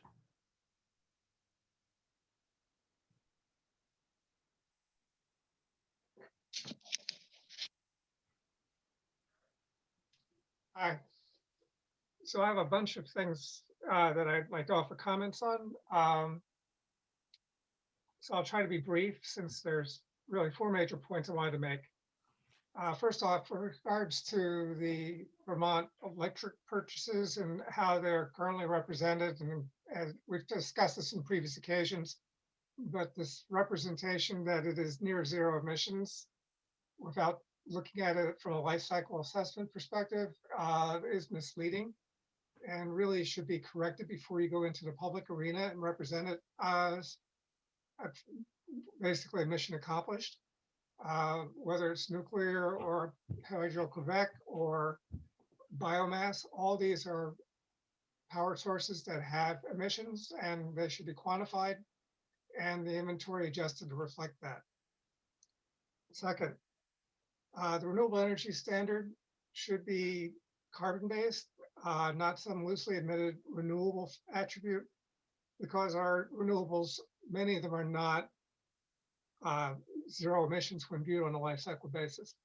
Certainly biomass generated power is a good example of that. I'm very skeptical of its credibility as a renewable resource when it's viewed in that perspective. Third, with regards to a funding mechanism for all this activity over the next, say, beyond next 2 years, going into the future to the end of the program, whenever we get to net zero, we need to find a mechanism that is income sensitive, where it is scaled on the basis of ability to pay. And so far, I've not seen any recognition of that as being a key determinant of your future success, especially from a social equity perspective. And so far, certainly within the electric sector, though it's not said explicitly, what's implied is that there will be significant investment by the utilities, and they'll be admitting that investment into the rate base, with the result that the ratepayers will be seeing significant increases in energy cost from electricity perspective. And that could be on the scale of many hundreds of millions of dollars over the course of the next decade. Fourth item, I think we need to step back and look at what we might consider a solution as actually maybe perhaps being a false solution if we look at it more closely. And again, this goes to the life cycle assessment, which is one of the most valuable things life cycle assessment does bring to the table. For example, woody biomass as a source of thermal energy, whether it's in large buildings or in other endeavors, power generation, its life cycle is not a carbon neutral one as it's currently presented in the slides I've seen. And basically this myth, we can combust wood basically by cutting down forests, and then presumably it's carbon neutral. I think if it was put under the microscope of a start to finish assessment, especially if we're planning to go to carbon neutral by 2050, the emissions that you're emitting this year somehow need to be sequestered before 2050 to be bona fide carbon neutral. And I don't currently see any mechanism to reserve forest land to sequester that carbon dioxide in like kind for the entire life cycle of biomass. And a comparable analysis, I think, is also overdue for renewable natural gas. Again, the life cycle there requires us to look really under the hood at what is on the farm and whether, in fact, it even can scale to the scale that they need to be a significant contribution to the solution. And if it's not part of, if it's not able to scale, then I think we have a gap that needs to be addressed. As far as I'm concerned, the only fuel that we have currently that is zero emissions is hydrogen. As we're well aware, hydrogen is not yet a common commodity for use as a fuel. So taken all together, I think there's some significant work that needs to be done in this area of the thermal and electric areas, as far as the areas I've just spoken to. And I hope you can take these comments under consideration and reset what you're saying to reflect them. Thank you. Thanks, George. So team, we are a little bit behind our schedule. I would like to see if everybody is willing to shorten our break a little bit and have maybe a kind of working lunch style meeting through the next component and come back in 10 minutes. Is that acceptable to folks? We really want to have a good, robust conversation with Cadmus. And if we don't speed up our break, we won't get there. So if everybody's amenable, we will start back up at 12:51. Thank you. I think that's great, Peter.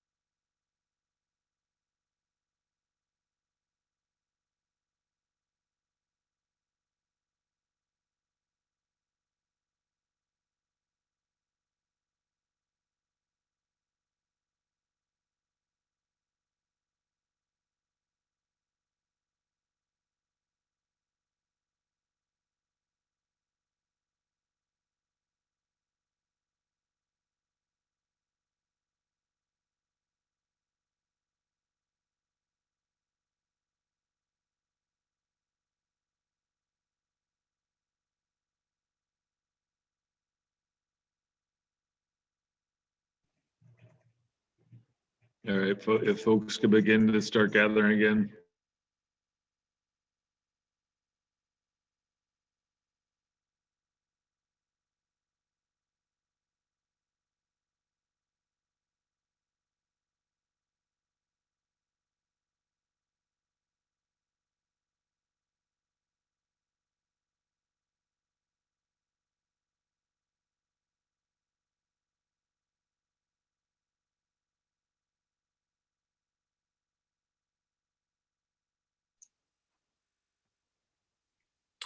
Peter, when you say critical mass, I think you're next on.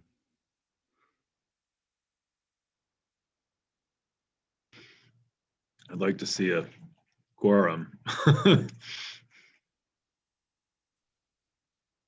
Folks could turn on their video so we can see them just for a moment, just so we know you're there. That would be helpful.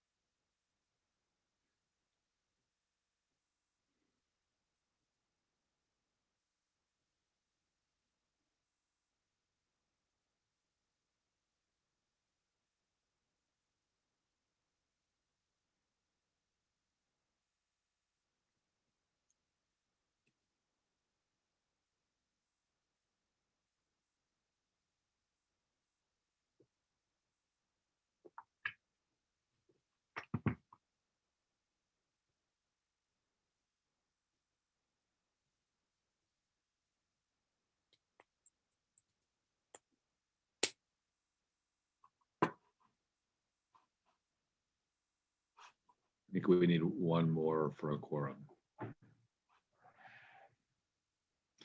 Calling all subcommittee members, please turn your video back on so that we can restart the meeting, please.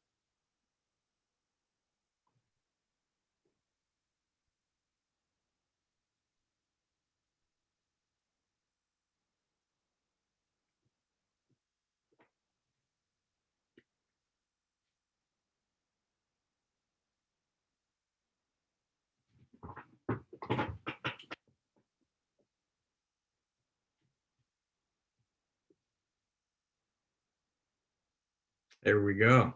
All right, getting into it. If somebody who is recording can make sure that we are recording, that would be great.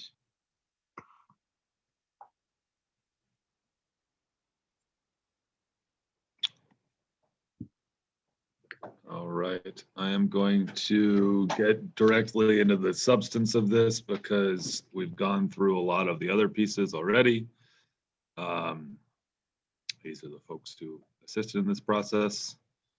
We're going to go with the larger process slide because I think that's more effective. Bounce through these. There are a few pieces in here that I want to anchor on that are more kind of policy questions for the council as a whole.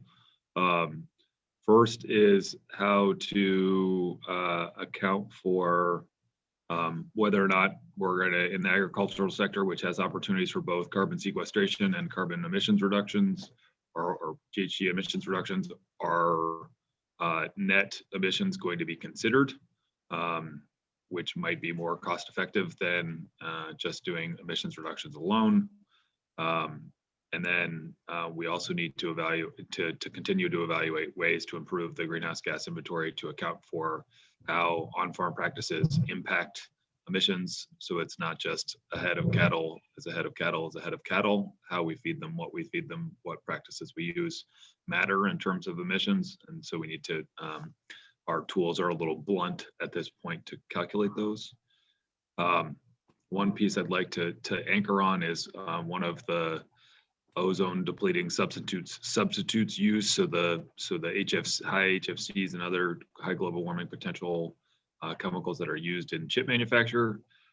We moved that industry away from using more toxic chemicals in the early 90s.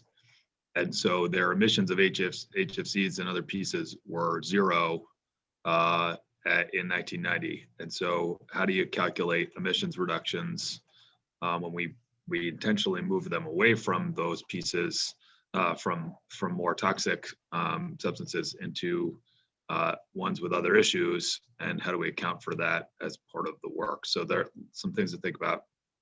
As we talked about before, the waste sector as a whole met its 2025 and 2030 through reductions in the solid waste sector, but we've included wastewater emissions reduction potentials here. And then we are really working on emissions reductions or on the work of other states and jurisdictions in the refrigeration related emissions. And then it's just a reminder that the building tasks group took on the fugitive emissions from natural gas. So this gets into more of what we just talked about. That pretty much seeks the same information. Just wanted to anchor on those pieces. And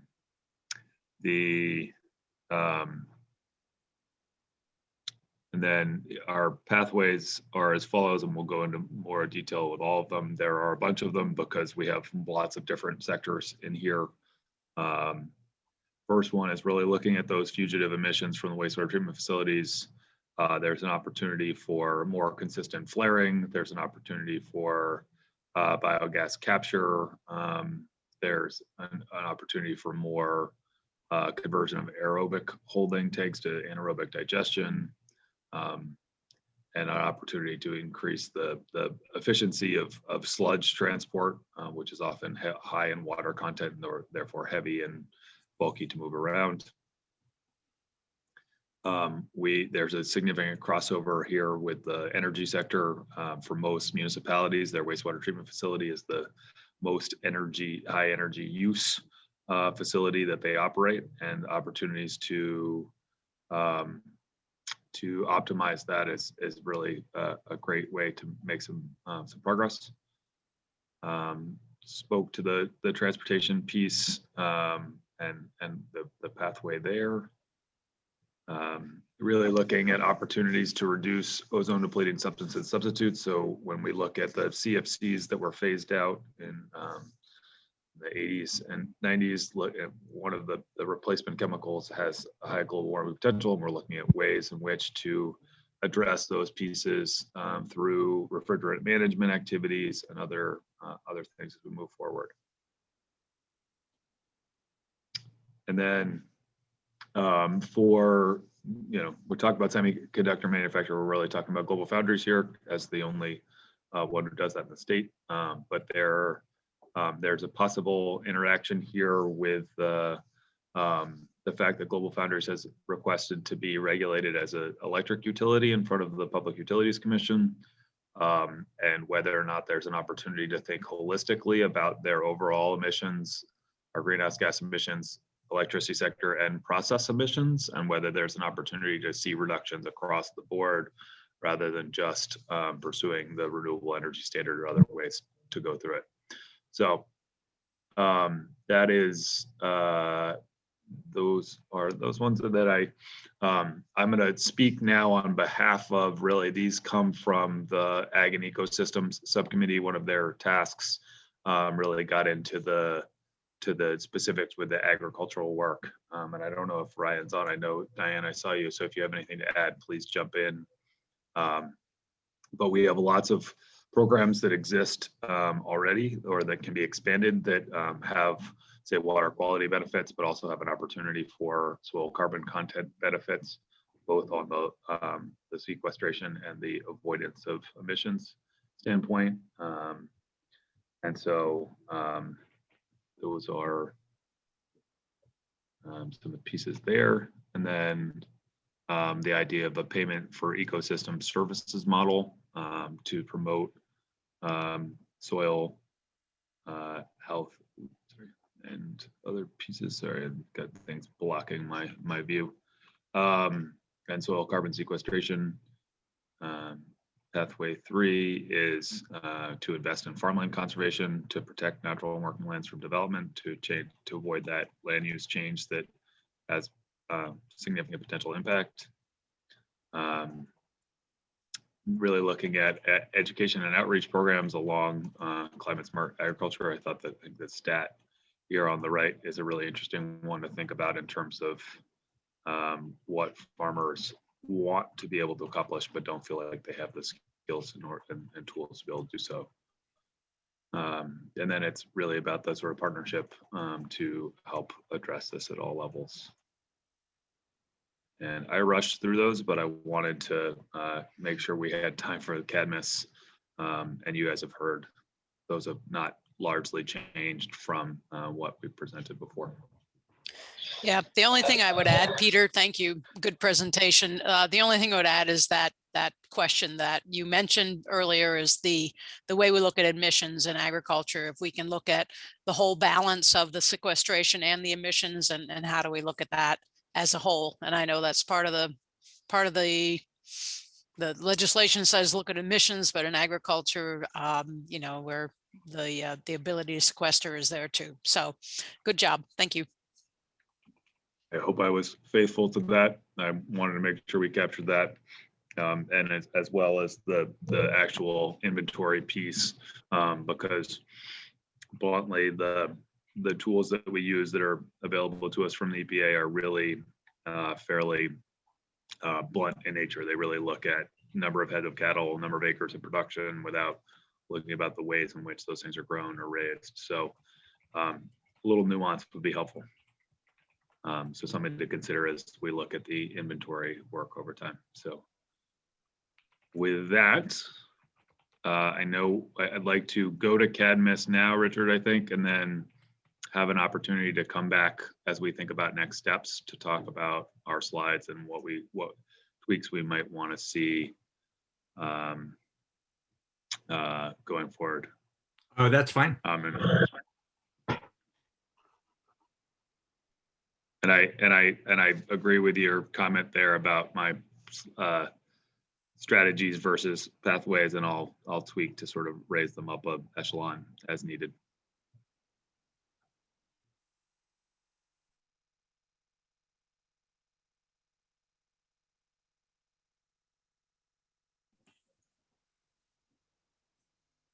Liz, do you want to start us off? Sure. So thanks everyone for sharing that and for including us in the meeting today. I think it was, I'll speak for me, but I think also for David, that it was incredibly helpful to see what you were conceiving of in terms of pathways, strategies, actions, and where each sector is sort of in the recommendations that they'll be making to the Vermont Climate Council. I think our goal here today is to articulate in a bit more detail to you sort of what technical analysis support we can provide. We'll talk about this a little bit more in the sort of process section, but that I anticipate, especially having just seen the presentations, will be tailored a little bit by sector to make sure that we're supporting in the ways that are most needed. And we got the chance, as Gina mentioned, to kick off with the transportation sector yesterday, and are looking forward to discussions with other sectors moving forward. But I think Jane has posed a question a number of times to us around sort of what inputs do we need from you, or sort of what is most helpful to receive from you. So we're going to start off by providing a little bit of background on LEAP, the modeling tool that we'll be using for this effort. And for that, I will turn it over to David. Thanks, Liz. I'm David Hill with Energy Futures Group. I know many people on the phone, but not everybody.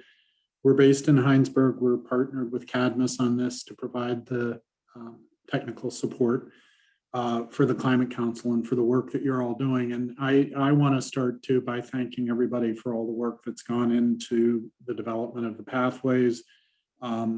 This is incredibly important, and you're doing it on tight time frames, and you know, a lot of contributions and efforts. So thank you for all of the work that goes in to help define the pathways, the strategies, and the actions, kind of the nested levels of actions that are going to happen. I will share just a bit on the, let's see if I can, I have to do something else to get my, there it goes. So I'll provide a little bit of a LEAP overview. Also on the phone is Jason Vizi from Stockholm Environment Institute. LEAP is the model low emissions analysis platform that SEI has developed and supported over the years that I think is very well suited for this work. Jason and Taylor Bennington are working in collaboration with the department, NESCOM, Department of Public Service, to work on the comprehensive energy plan, a LEAP model, et cetera. One of the roles for the CADMIS team is to try to help facilitate, coordinate between the mitigation pathways and the LEAP modeling that's going on, and provide support for that. So I'm not going to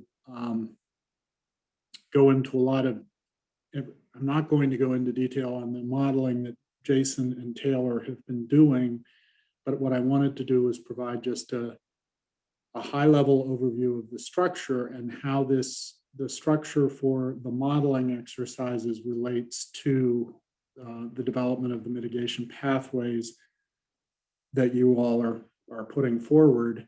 And then a second part of our presentation will talk about kind of next steps for this in terms of working with each one of the sectoral mitigation pathway teams to develop the further analysis. So, we'll be shifting our work from the inventory and the other immediate deliverables, the carbon budget and those things which we're aiming to be working on through the end of next week, and then shifting more into an analysis, supporting the analysis. And so we'll talk a little bit about the process and steps for that. So as I mentioned, LEAP, or the Low Emissions Analysis Platform, developed by SEI, it's been used quite literally all over the world and for decades now to do energy policy analysis and climate change mitigation assessments. It's a very good scenario-based modeling tool. It's an accounting framework. It helps you determine whether the scenarios achieve an energy supply and demand balance, and then it allows you, it's an excellent tool for looking at using what's called scenario inheritance, looking at different pathways that can reach a certain target and helping you compare and contrast those types of mitigation pathways. It is meant to be, it's not just an electricity sector model. There are many models that focus just on one element, say, of an energy economy. LEAP has a bit more focus on the energy economy, but it also allows for non-energy analysis of non-energy emissions. And so that's one of the things I'll show in just a sector overview, that we are able to look at some of the elements Peter was just talking about, estimate those, with supporting spreadsheet analyses and numbers, et cetera, within LEAP, and capture the emissions at a macro level for Vermont's economy.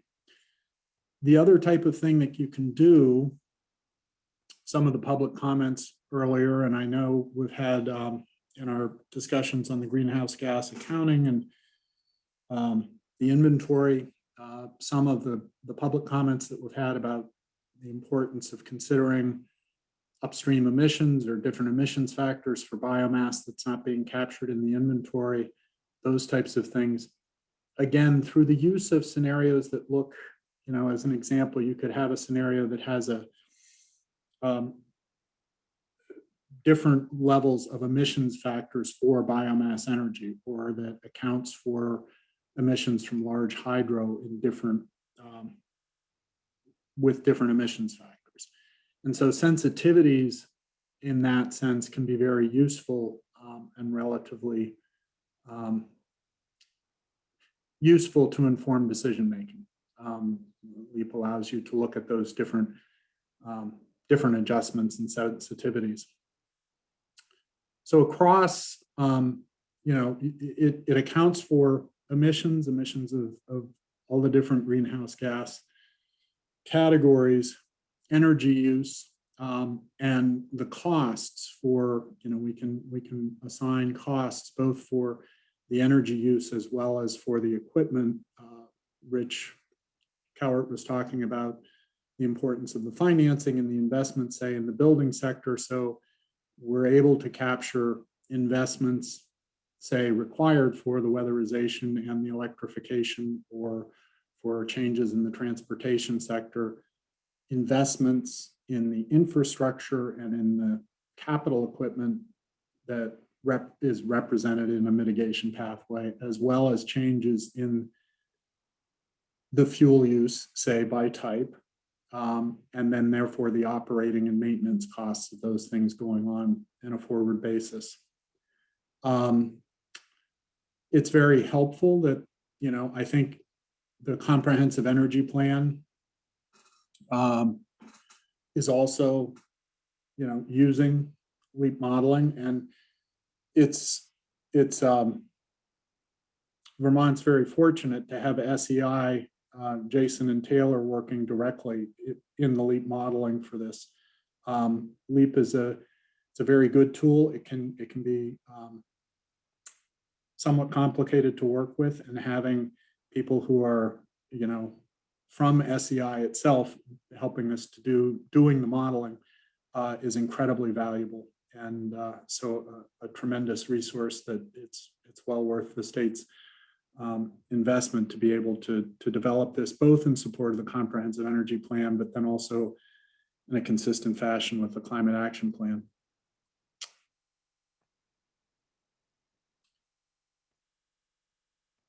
Just to give people a super high level, again, very high level overview of the structure.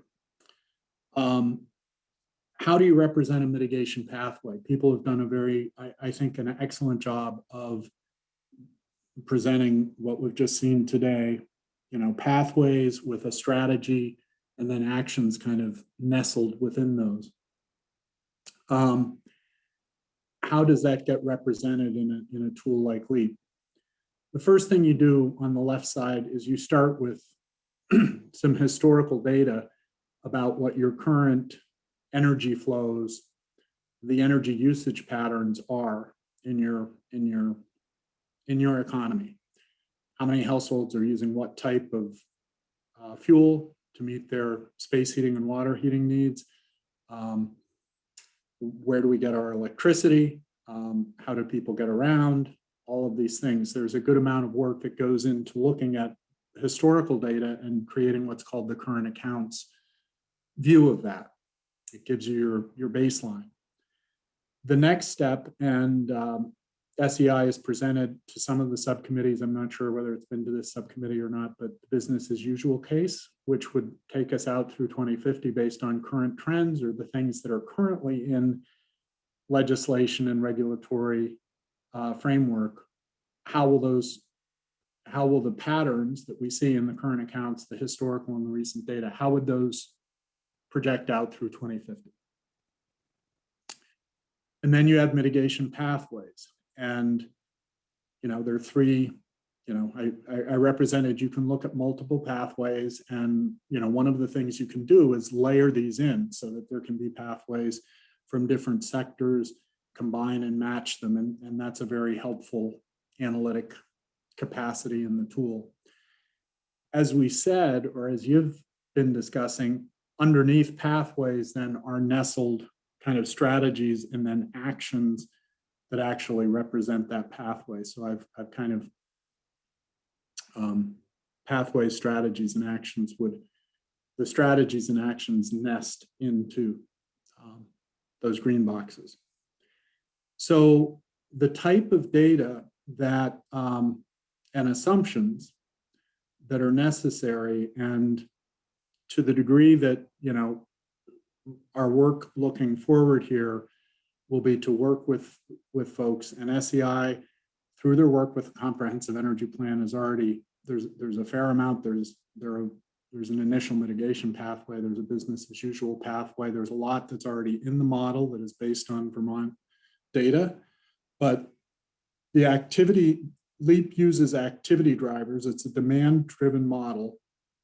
So an activity driver, examples of that are population, the amount of economic activity, the number of housing units, the climate in terms of our heating and cooling degree days, those types of things. Those are all activity drivers. And then other inputs are, well, what are the devices? So what are the numbers of units or the share of devices that meet different energy end uses or services? How many, what share of the vehicle fleet is plug-in hybrid electric versus electric vehicles versus internal combustion engines and those types of things. For each one of those devices, say for residential water heating, how many of those are electric water heaters versus fired by fuel oil or propane or solar hot water?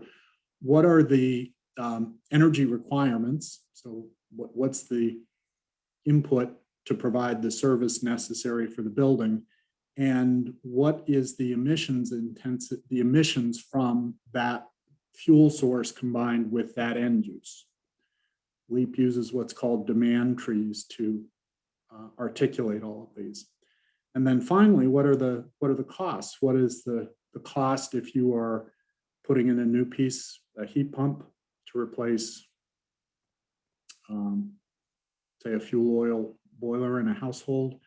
What is both the equipment cost and then what are the operating and maintenance costs on an ongoing basis for that?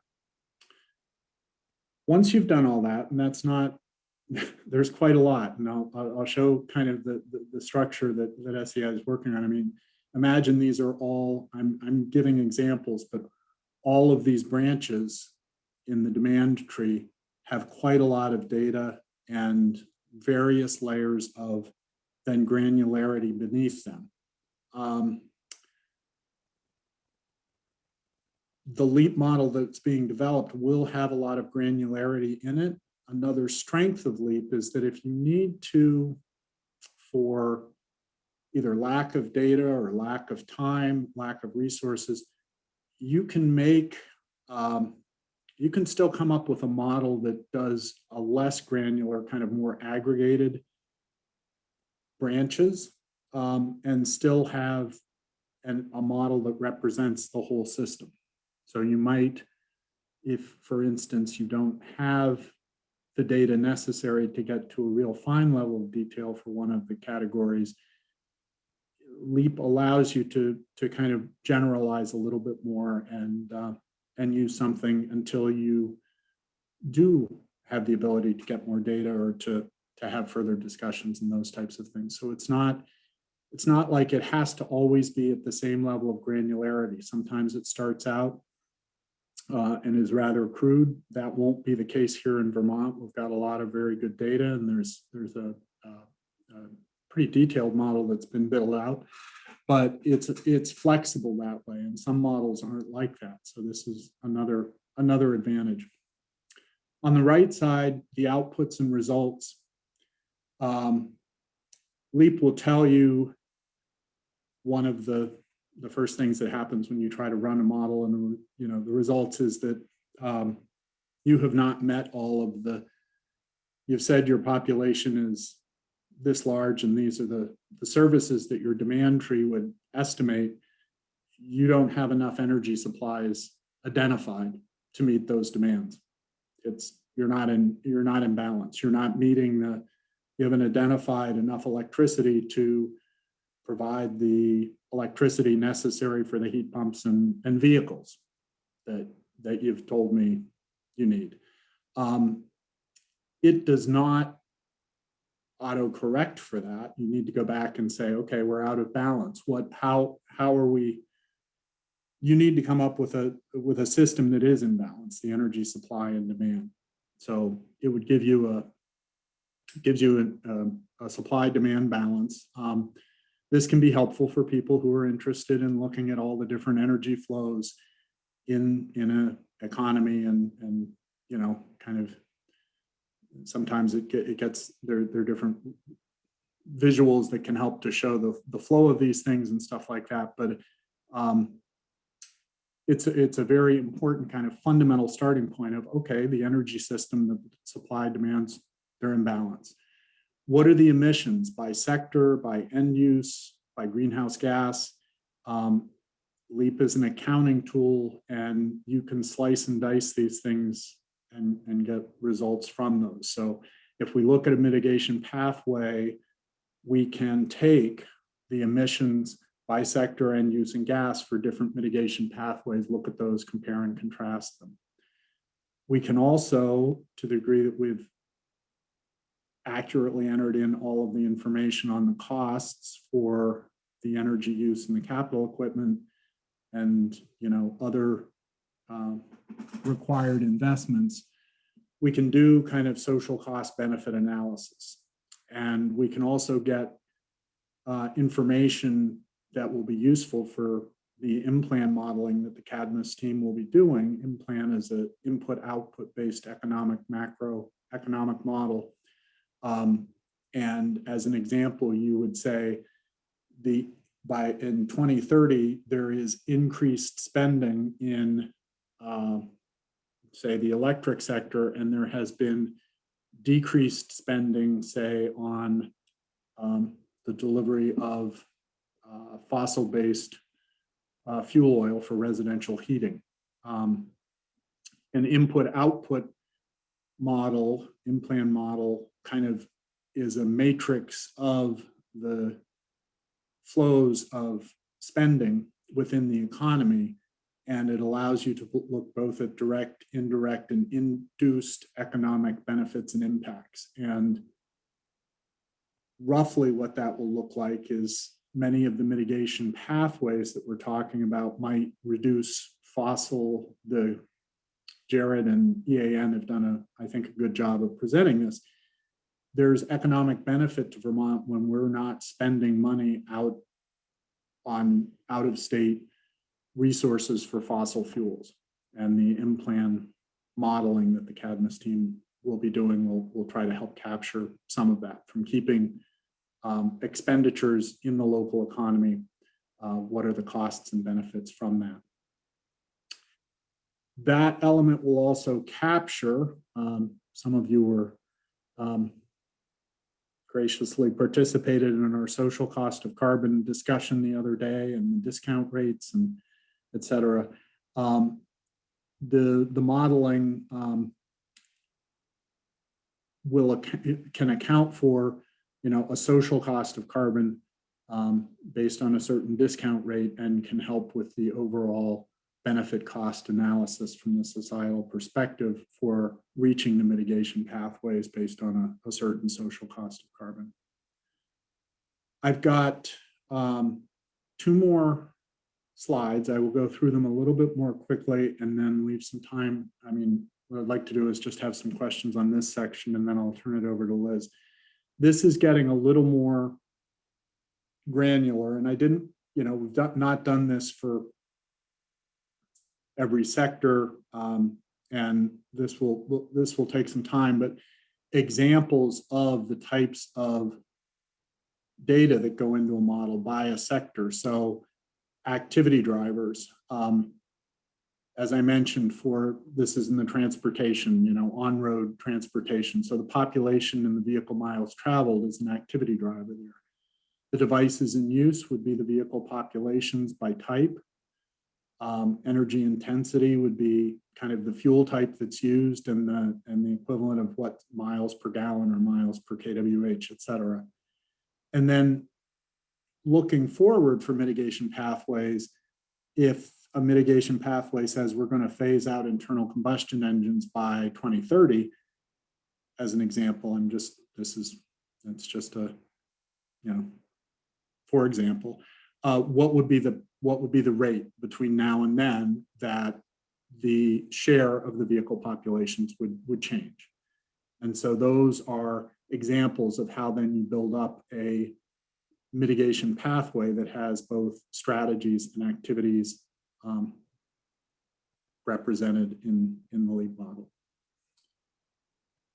So the sectors included, sorry, there's a spare bit of text there showing up in that graphic. This is just a snapshot again from the work that Jason and Taylor have done on the Vermont pathways. You can see there's the energy demand broken down into a transportation, residential, commercial, and industrial sector. Transformation includes, this relates to what Rich was mentioning on the clean heat standard, distributed gas blending and heat oil blending. Also captures the electric sector under transformation. Non-energy related to Peter's discussion, industrial processes, agriculture, land use and forestry change and waste. And then there are different indicators that can be used kind of to create metrics that might be helpful for tracking things such as emissions per capita or other indicators and those types of things. So I don't want to, let's see. Yeah, that's the last bit that I have right now. Jason, are there things that you would? I hope that I'm representing things properly from your perspective. Are there any things that you'd like to add before I kind of open it up for questions? And then when there are questions, I would encourage and welcome Jason to also be responding to those. Thank you, David, and thanks very much for that very capable overview of what we're doing in LEAP. It's a pleasure to be here with you all today. I don't really have anything to add to what you've gone over already. I think you've done a very good job of describing what we're working on for the Comprehensive Energy Plan and with AQCD right now. And we are looking forward to applying this work in support of the Climate Action Plan and really building on and incorporating all of the good ideas that have been presented here today. So I'm happy to take further questions about it and to talk more about it in this forum or offline with people who have particular interests.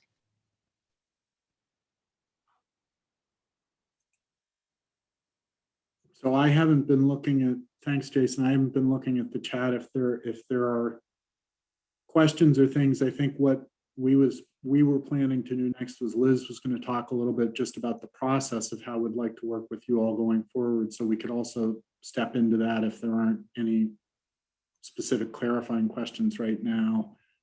So I saw Richard's hand and then Jared's hand. Although Okay. Richard, you just lowered yours. So.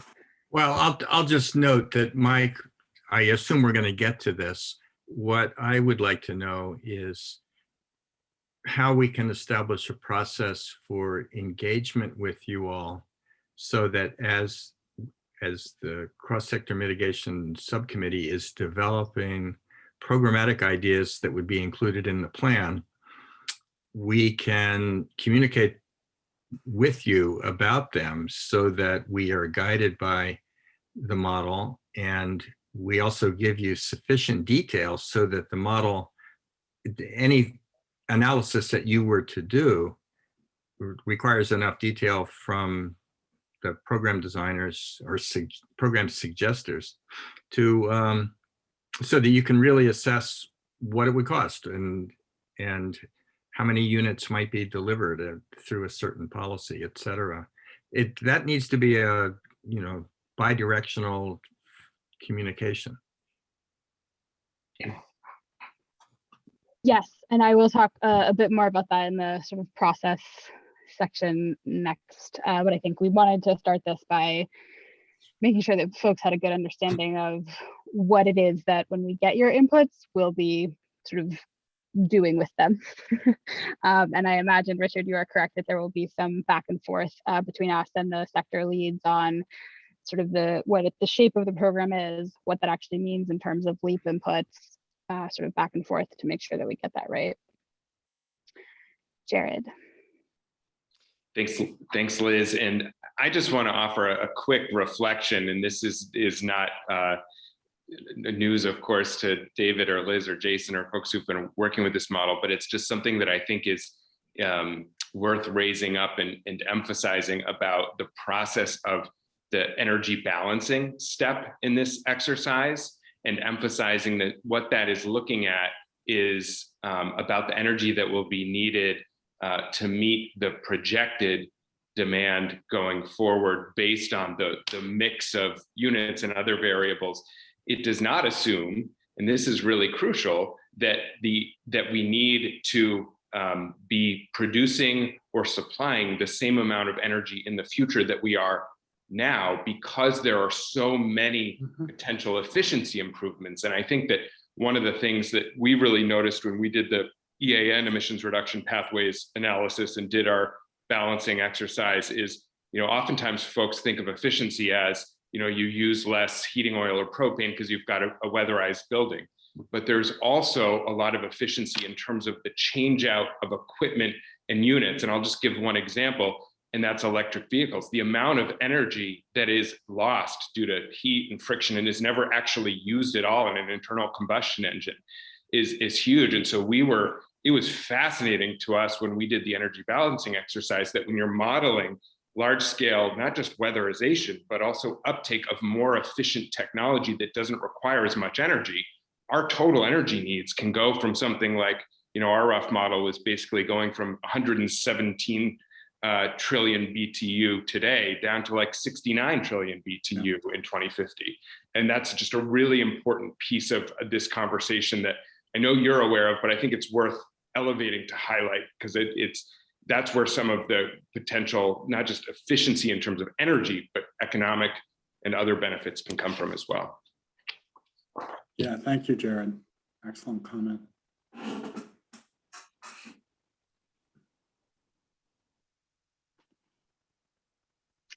I would just point out one other thing to build on what Jared said. It's certainly true that electrification of end uses like vehicles and heating can lead to massive efficiency gains, and the total energy used by the economy will very likely come down in these decarbonization pathways that we'll be modeling for the climate action plan. At the same time, and for some sectors like in electricity, you're going to be purchasing more of that fuel than you ever did before. And so that will have economic ramifications as well. So we've been working very closely with the Public Service Department and with our partners at AQCD on trying to represent properly in the model what electricity is expected to be produced within Vermont, what will be contracted for Vermont from other sources outside of Vermont and in ISO New England or adjacent grids. And so that's part of what we're doing too, and that should be taken into account in the economic assessment when it gets to calculating the economic benefits and the costs for the state.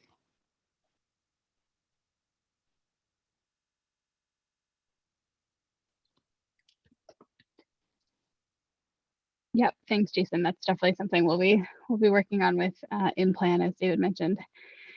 Any final questions here on the LEAP modeling or the technical analysis piece before we talk a little bit about process? Yes, Joey. I have a quick question. How does the model account for sort of public costs versus private investment? And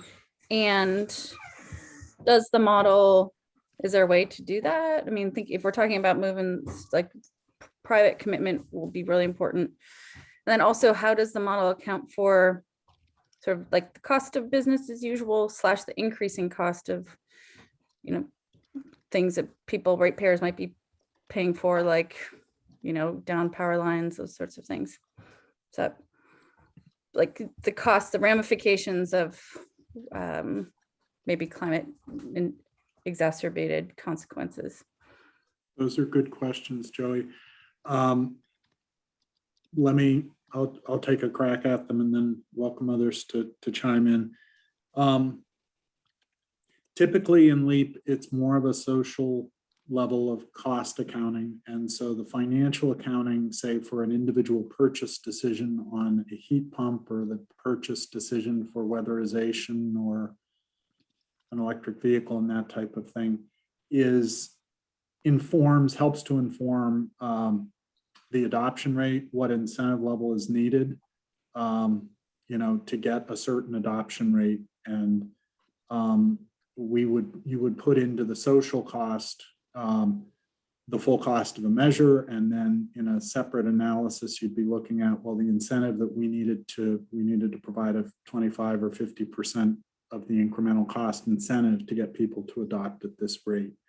So you don't end up having both of those in LEAP. They can be handled kind of as they're important complementary analyses, and that's a good example of the type of complementary analysis that you have kind of alongside. It's the individual financial perspective. The weatherization at scale working group has been looking at, well, what are the economics that are going to be required to get customers.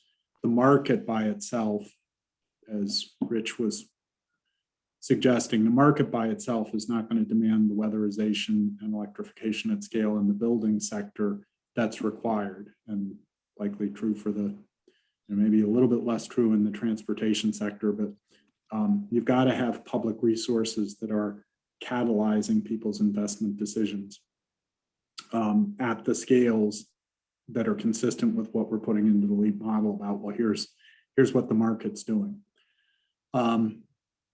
The second question in terms of, say, how are you accounting for something like the damages associated with the climate change if things aren't being done?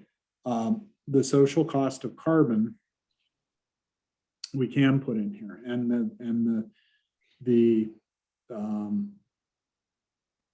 with all of its complexities and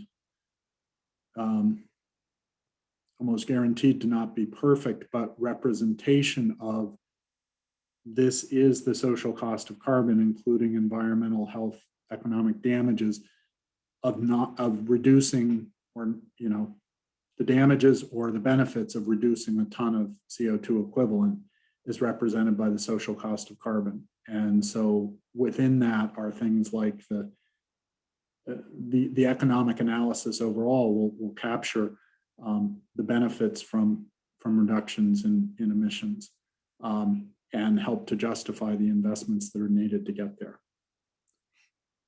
So others may want to chime in on those, but they're both very good questions.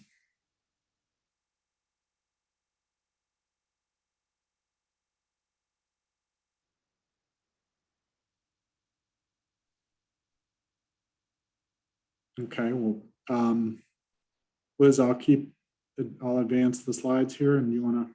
Yeah. And just before I dive in, I think David's thoughtful introduction of himself reminded me that I feel like I know many of you at this point already, but there may be some new faces. So I'll just quickly say, I'm Liz Hansen. I'm a senior associate at Cadmus and helping to lead this project alongside David and his colleagues at EFG and our partners at UVM. My work at Cadmus focuses on sort of city, state, and regional decarbonization strategy, design, and implementation, as well as stakeholder engagement. And I'm thrilled to be working with another New England state who is really leading on implementing climate actions. And with that, David, I'll take the next slide. And I will say that, again, the presentation at the beginning of this meeting was really helpful for us in terms of understanding where you all are. And Richard, I think your comment was right on the money in terms of from here, making sure that we're designing a process where we are iterating with one another in terms of the strategies that you are developing and what is going into the LEAP model. So one of the first things that is on our to-do list is to review the EAN Comprehensive Energy Plan and cross-sector mitigation pathways, which it seems like there has already started to be really good work around sort of your integration with the EAN work that has already happened. So hopefully that will be pretty easy. But we'll be looking for sort of areas of consistency and inconsistency in terms of mitigation approaches, consistency and inconsistency in terms of data sources, and consistency and inconsistency in terms of assumptions. And this is going to help us determine sort of the level of detail in terms of both quantitative and qualitative inputs that we need to design fresh with you versus things that we can build upon and sort of that are already well in hand. Anticipate that, again, given all the good work that you all have done, we'll mostly be working on honing in with you on taking the strategies that you all just outlined and turning those narratives, some of which looked like they were backed with numbers, into inputs that, as David described, sort of fit into the LEAP model. So forming those up to have those activity drivers, the adoption curves, all of the ingredients that go into making the LEAP model run. So as a first step there, we'll be meeting with the cross-sector mitigation sector leads. So each of the pairs of you who are working in each sector, as well as any key Vermont state staff, to make sure that we're really clear on the research questions that you have based on where you are with your strategies and what we'll need for LEAP. We'll identify the priority steps for that analysis. So as Richard mentioned, sort of determining what the schedule is for you getting us the programs that you're thinking about, and us turning that into LEAP inputs and going back and forth in that way, and then developing a work plan. So the sequence of that work, the division of labor between who is doing what, and how we're passing things back and forward. That obviously will also likely align with what Jason and his team is doing on the comprehensive energy plan. So making sure that we're complementing and building off each other's work and not duplicating efforts. So integration with SEI, and then as well as with the Cadmus team, who will be doing the economic analysis in plan. So likely that will include a series of meetings, as well as sort of a template design of inputs and outputs across each party and each cook sort of in the kitchen, as it were. So that's at a high level what we're envisioning the work to be, at least in the near term, so sort of early August. And then once we, with each sector, have that clearer work plan, we'll have a much better sense of sort of through the end of September, when we're due to have you that initial analysis, what that will look like, because we anticipate it may be a little bit different sector to sector, depending on your needs. So I'll pause there, and as before, David and I and Jason, maybe if there's a question about SEI's work, are happy to answer questions you might have. And I would just offer thank you, Liz. It's a really good overview. The hard part about this is we can't have everything happen all at the same time. We're trying, but there's sequencing some of these things is gonna be important, because, you know, for instance, the greenhouse gas inventory report and social cost of carbon report, we're working hard on those, but it's those, we need to get those, you know, off the table, and then be able to dive in more depth with these. But this today, I think, is really informative and very helpful discussion. So hopefully it feels that way to you all as well. Yes, and I imagine not having everything happen at once is probably a sentiment you all resonate with. And I should add that Jane will also be a key partner in this, in making sure that sort of in terms of scope and timeline and requests across the sectors, that we're managing that in a way that fits within making sure you all and the Climate Council get what you need, but also that we remain within the realm of possibility around what we can do.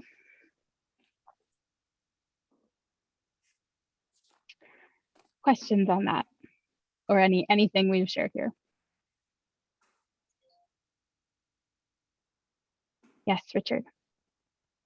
Well, I just want to make sure that we are in close enough contact with you that we don't miss the boat with respect to timing. You know, we're all operating under a really tight time frame. And we've discussed how there's the modeling that would be needed to assess the impacts of different programmatic ideas would require you to have some good information from the folks on the task leads and our committee about, well, what is it that we're proposing to have studied. And we are similarly, constrained to a degree by the fact that we would like to communicate with the public about their ideas as well as our ideas before we, commission research that might not be really useful because as a result of public outreach, well, that idea really isn't on the table anymore. So I'm expressing some concern that the only way to avoid dead ends or to avoid good ideas that aren't really adequately vetted would be to stay in close touch with you all. Yeah, and I don't know, David and Jane, feel free to jump in, but one of the benefits of LEAP is sort of you can build things out and sort of with the best available information that you have, and as that data or information changes, sort of update it. I think we've talked a bit amongst ourselves and with SCI about, if what you shared and included today, really drastically changes, that would be one thing. But if you're going out and seeking public comment and getting input on sort of that action level that tweaks things here or there, I think certainly it's possible to do those updates. But I don't know, David, if you want to talk at all about sort of some of the benefits of how you build out the sectors, or Jane, if you want to comment on how you're envisioning the stakeholder engagement process that you spoke about at the beginning of this feeding into our work.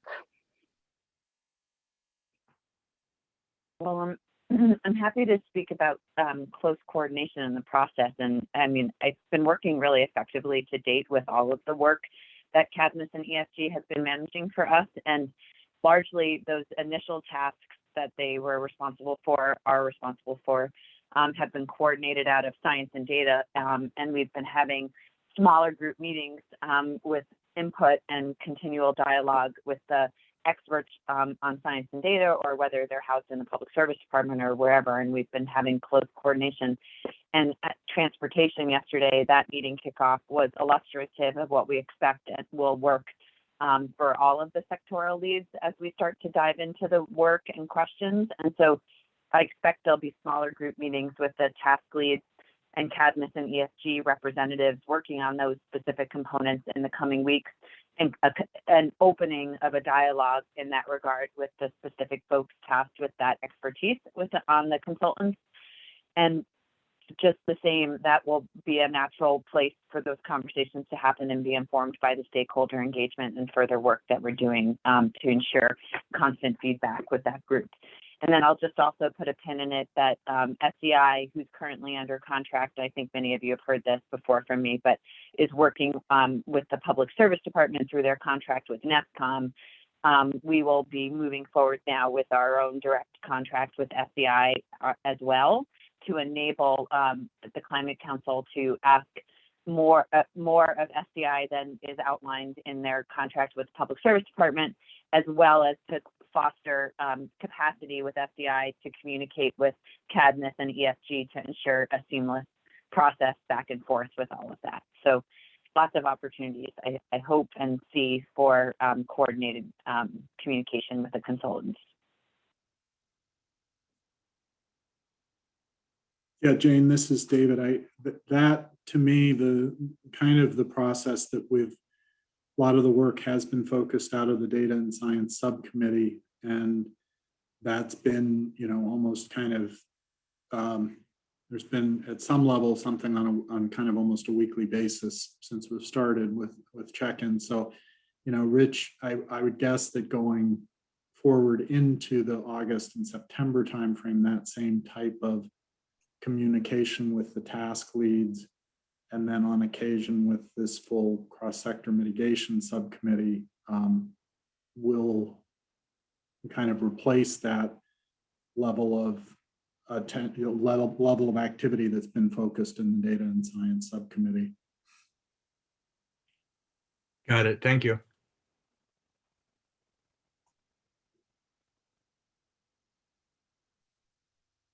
Yeah, Lauren, go ahead. Yeah, I'm sorry if you already noted this, but just a quick question about the process for collaborating this side of your efforts with the carbon budgeting process for sequestration and storage that's happening, I think kind of in tandem, but maybe secondarily to this within the Ag and Ecosystem Subcommittee. Just wondering if you can maybe just allude to that work, just maybe for my benefit, but also just for some transparency in this group too. Yeah, I can talk a little bit at a high level about sort of the process and our tasks. And then David, I don't know if you want to mention sort of how we anticipate integrating them.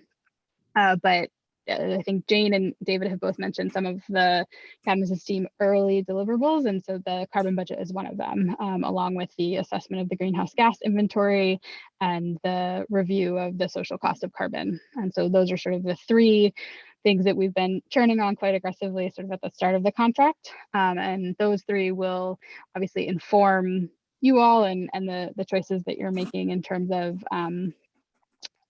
programs to recommend, and we will be integrating them as well into our work. I think the carbon budget we've been talking also about future scenarios, and those may be on a slightly different timeline. And so sort of going back and forth with Jane about sort of the integration of that. But David, I don't know if you want to say any more about, as you've been leading the inventory piece, sort of some of the things that are percolating or about how it'll inform the pathway analysis.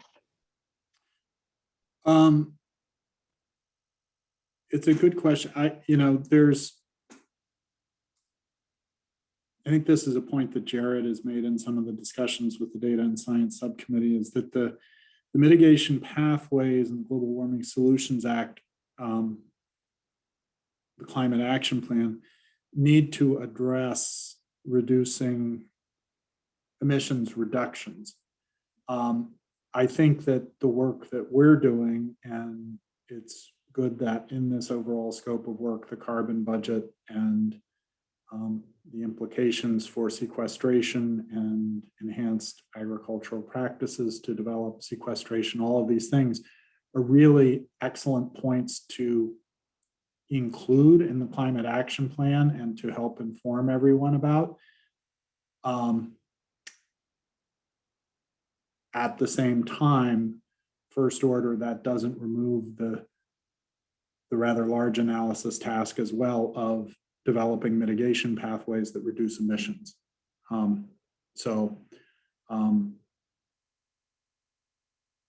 think that it will be, in a sense, complementary to the, an important element to include, but won't be the focus of or isn't sufficient by itself to address the need to develop mitigation pathways that meet the Global Warming Solutions Act's targets. And I'm open to if anyone has corrections or revisions to that, but that's kind of my sense of where it is.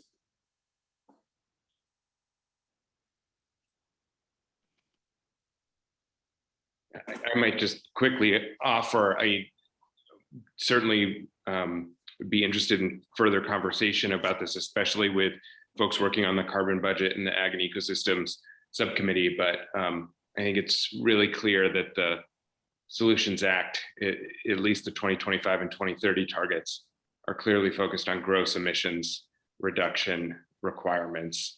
And at the same time, it is useful to identify ways that we can achieve the 2050 target that's in the Global Warming Solutions Act around net zero, and find ways that we are incorporating sequestration, including, I think the framework that California is using, and I assume that folks are talking about in terms of the carbon budget, or in terms of, other ways that we would be assessing this in a really transparent, consistent way in terms of real, permanent, quantifiable, verifiable, enforceable, and additional reductions. So, but I just want to say that that's kind of the assumption I've been working with. Be curious to learn more from others who've been focused on the carbon budget and the Ag and Ecosystems work. But I do think that is a valuable and important distinction between gross emissions reduction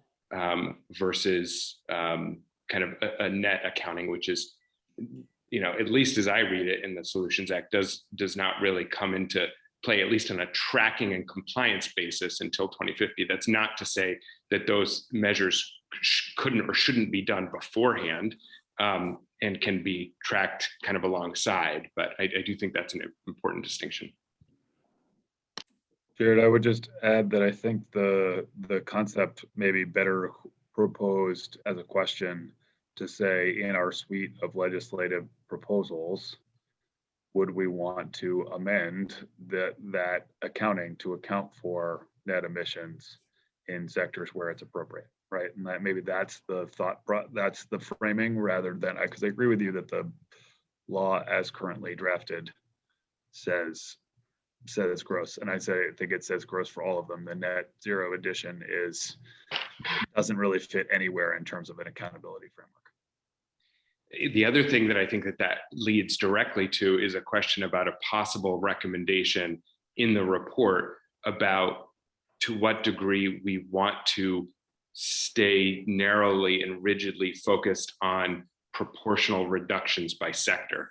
Because I think if we look through the lens of cost effectiveness or some of the other co-benefits around emissions reduction for various sectors, it seems to me that there are more cost-effective and more win-win opportunities in some sectors than others. So for instance, if we can reduce energy costs, create jobs, and improve the Vermont economy by focusing most of the emissions reductions requirements early on in, say, the transportation and thermal sectors, and take sectors where it may be more difficult or costly to achieve emissions reductions, say in agriculture in the short term, is that kind of proportionality really something that is appropriate, and to what extent might it be in conflict with other language in the law that talks about the importance of cost effectiveness and equity and other considerations as well?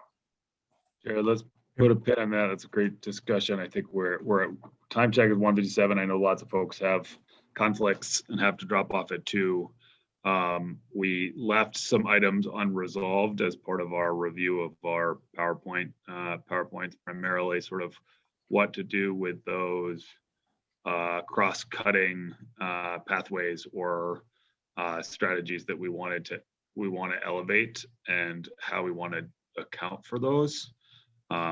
Thinking about things like the end of the electricity slides and the end of the transportation slides, how we want to account for those sorts of cross-cutting pieces.